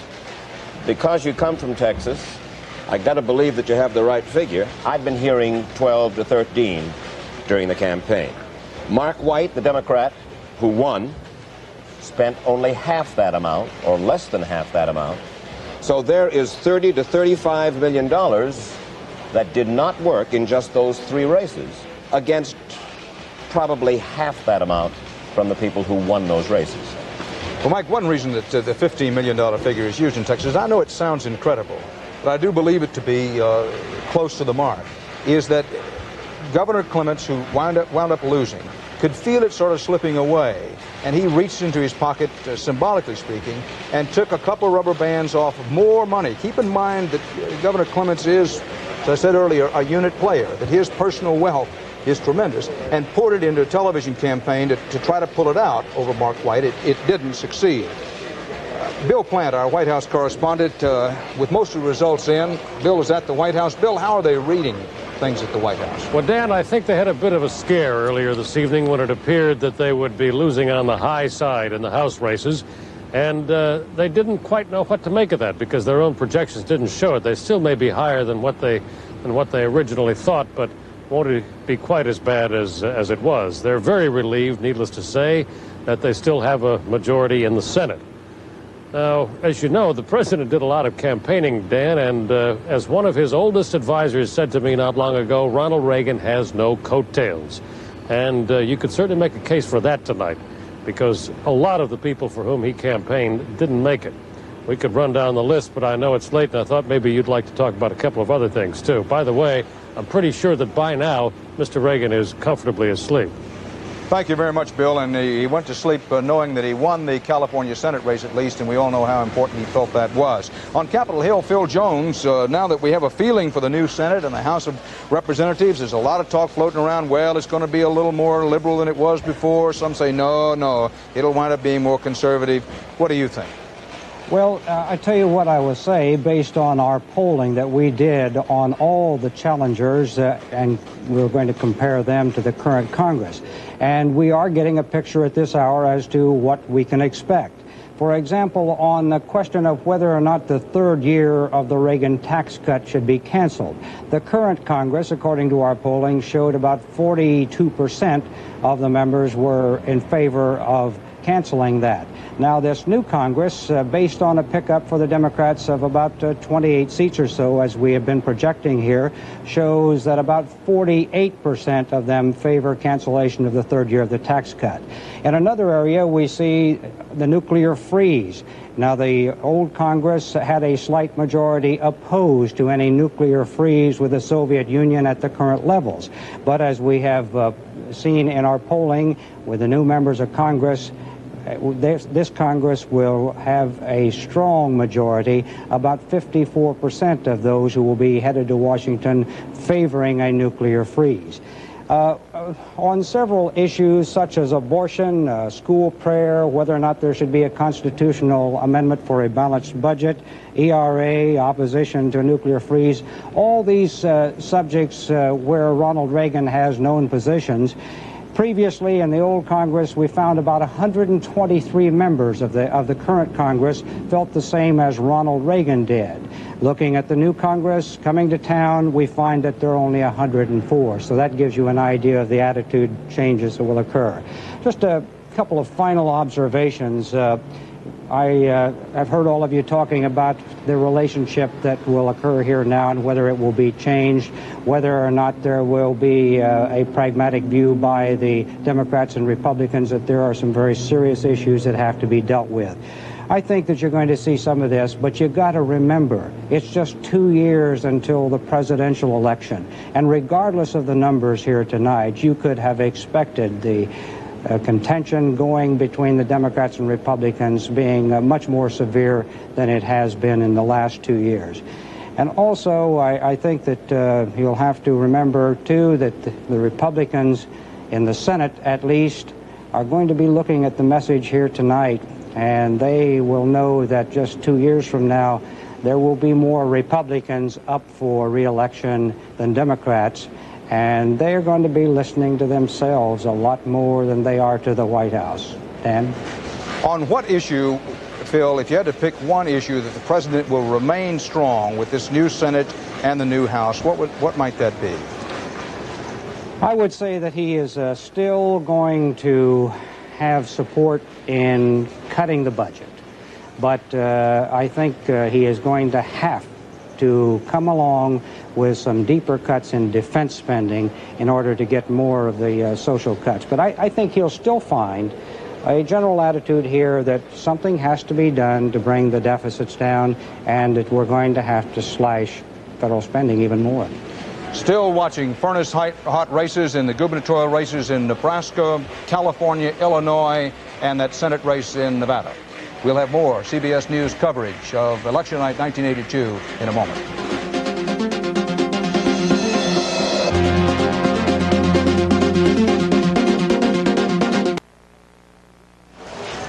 There are a lot of bad things about politics. One of the good things about politics is in the drama that we have that somebody wins, somebody loses, and unlike a lot of stories in life, politics has a clear-cut ending. Let's take a look at the winners and losers. First in the Senate, Bob Schieffer. Okay, Dan, as you know, 33 Senate races, 1/3 of the Senate up tonight, and here's the way it looked at the start of the evening. Here's where the Senate races were.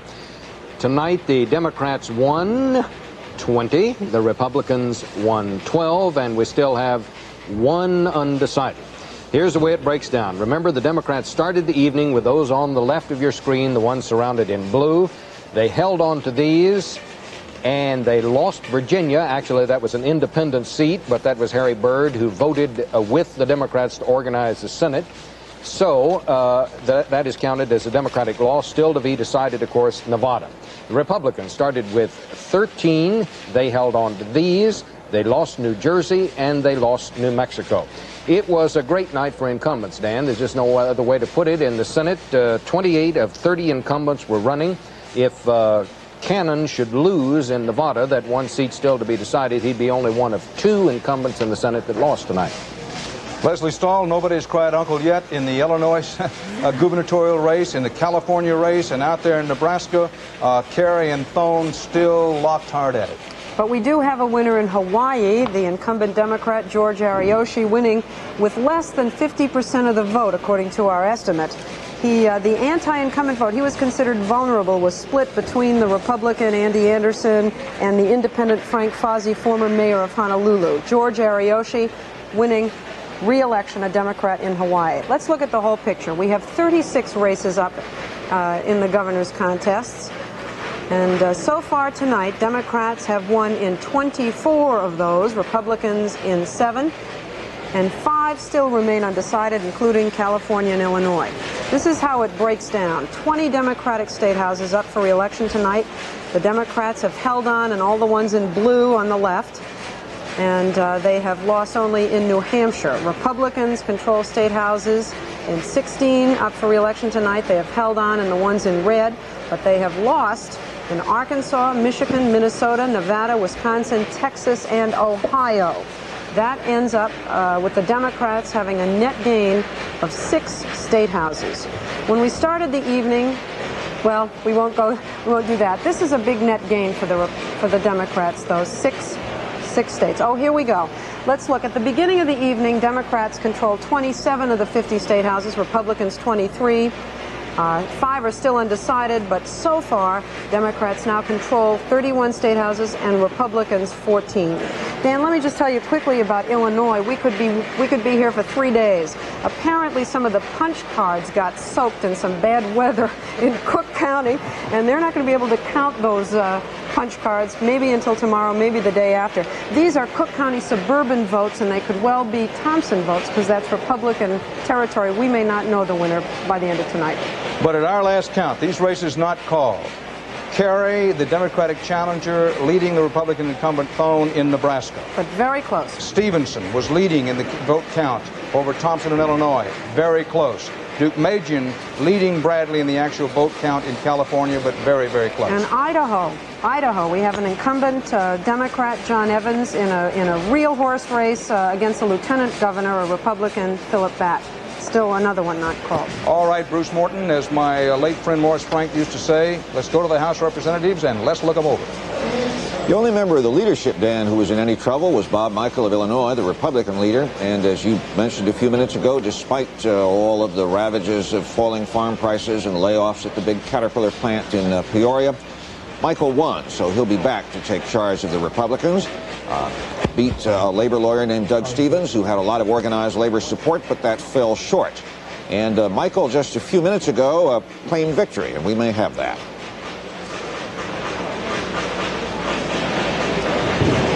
We listen campaign to what the people have been talking about, and then we'll have an opportunity to speak on those occasions in the Congress and with our president, with our administration. And I think there'll be some things we'll obviously have to tell them about whether or not we adjust to some degree the direction in which we've been going. But I'd like to think that we're on the right track if we just keep our heads on straight. Well, that's a happy Bob Michael. Maybe not as happy as he would be if the Republicans had done better overall, but still. The House of Representatives, when we started this evening, the current House that is, looked this way. 243 Democrats, 192 Republicans. According to our CBS News estimate, when all the votes are counted, and they're not yet, the new House will look like this. 269 Democrats, 166 Republicans. That's a gain of 26 for the Democrats, down a bit from our earlier estimates. 26 plus or minus 5, still a substantial change, Dan, which will leave the Democrats with a lot more influence on policy than they had last time around. Thank you, Bruce, and we'll be back with more of our CBS News election coverage in a moment.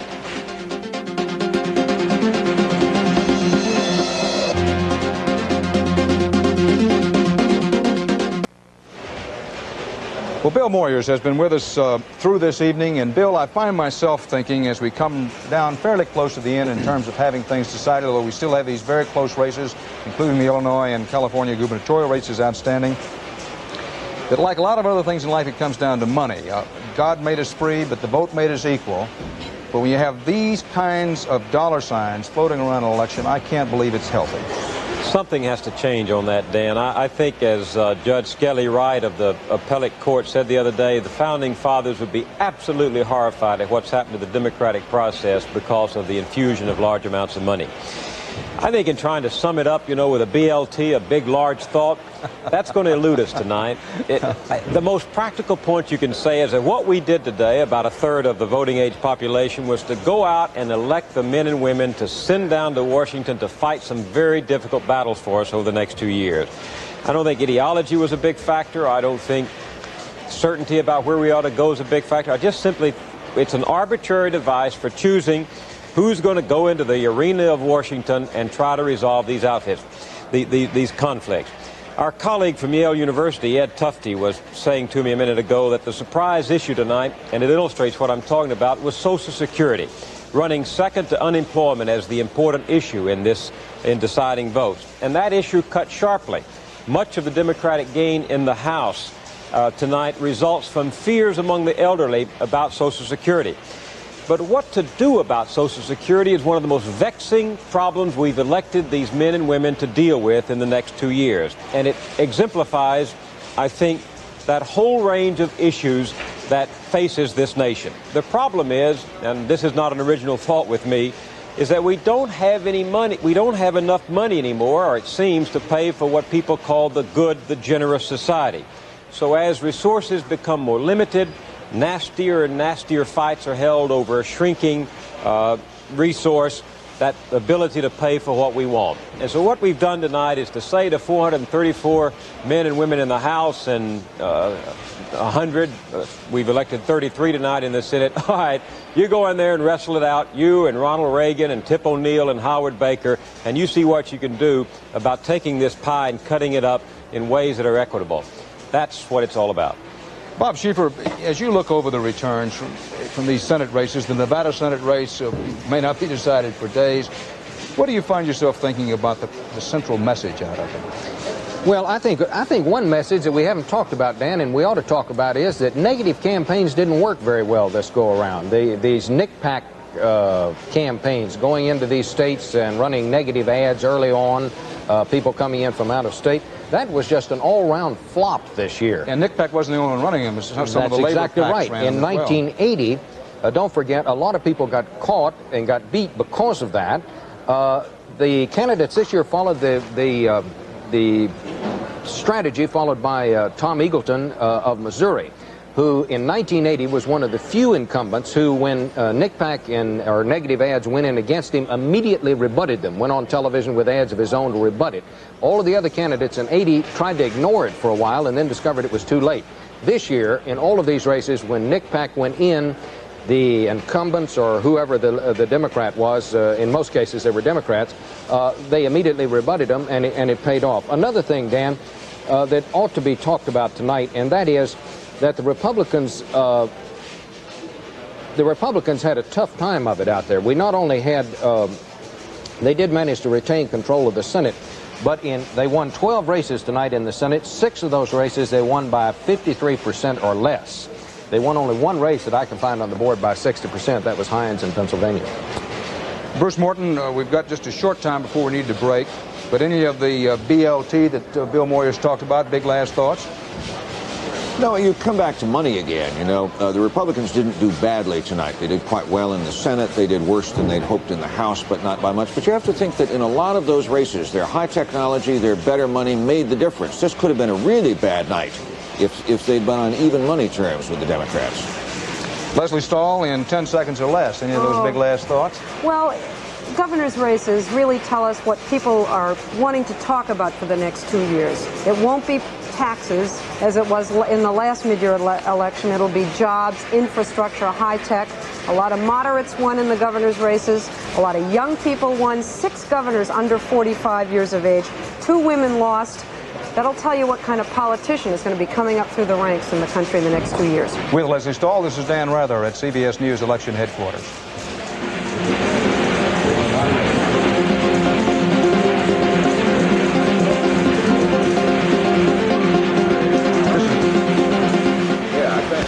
And so tonight, a look back at our opening question.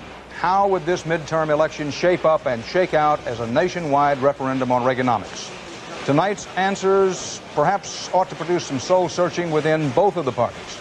The lesson for Democrats. The voters said no to their memories of the recent past record of Democrats, and they still blame Democrats' past records for some of the ills of the present. The lesson for Republicans, perhaps the voters are nervous about the present and future course of the Reagan administration, unemployment and Social Security in particular. The voters sent a message tonight to both parties, and the winners in both tonight face tough decisions as the voters continue to face tough times. This is Dan Rather at CBS News Election Headquarters in New York. Thank you for joining us. Good night.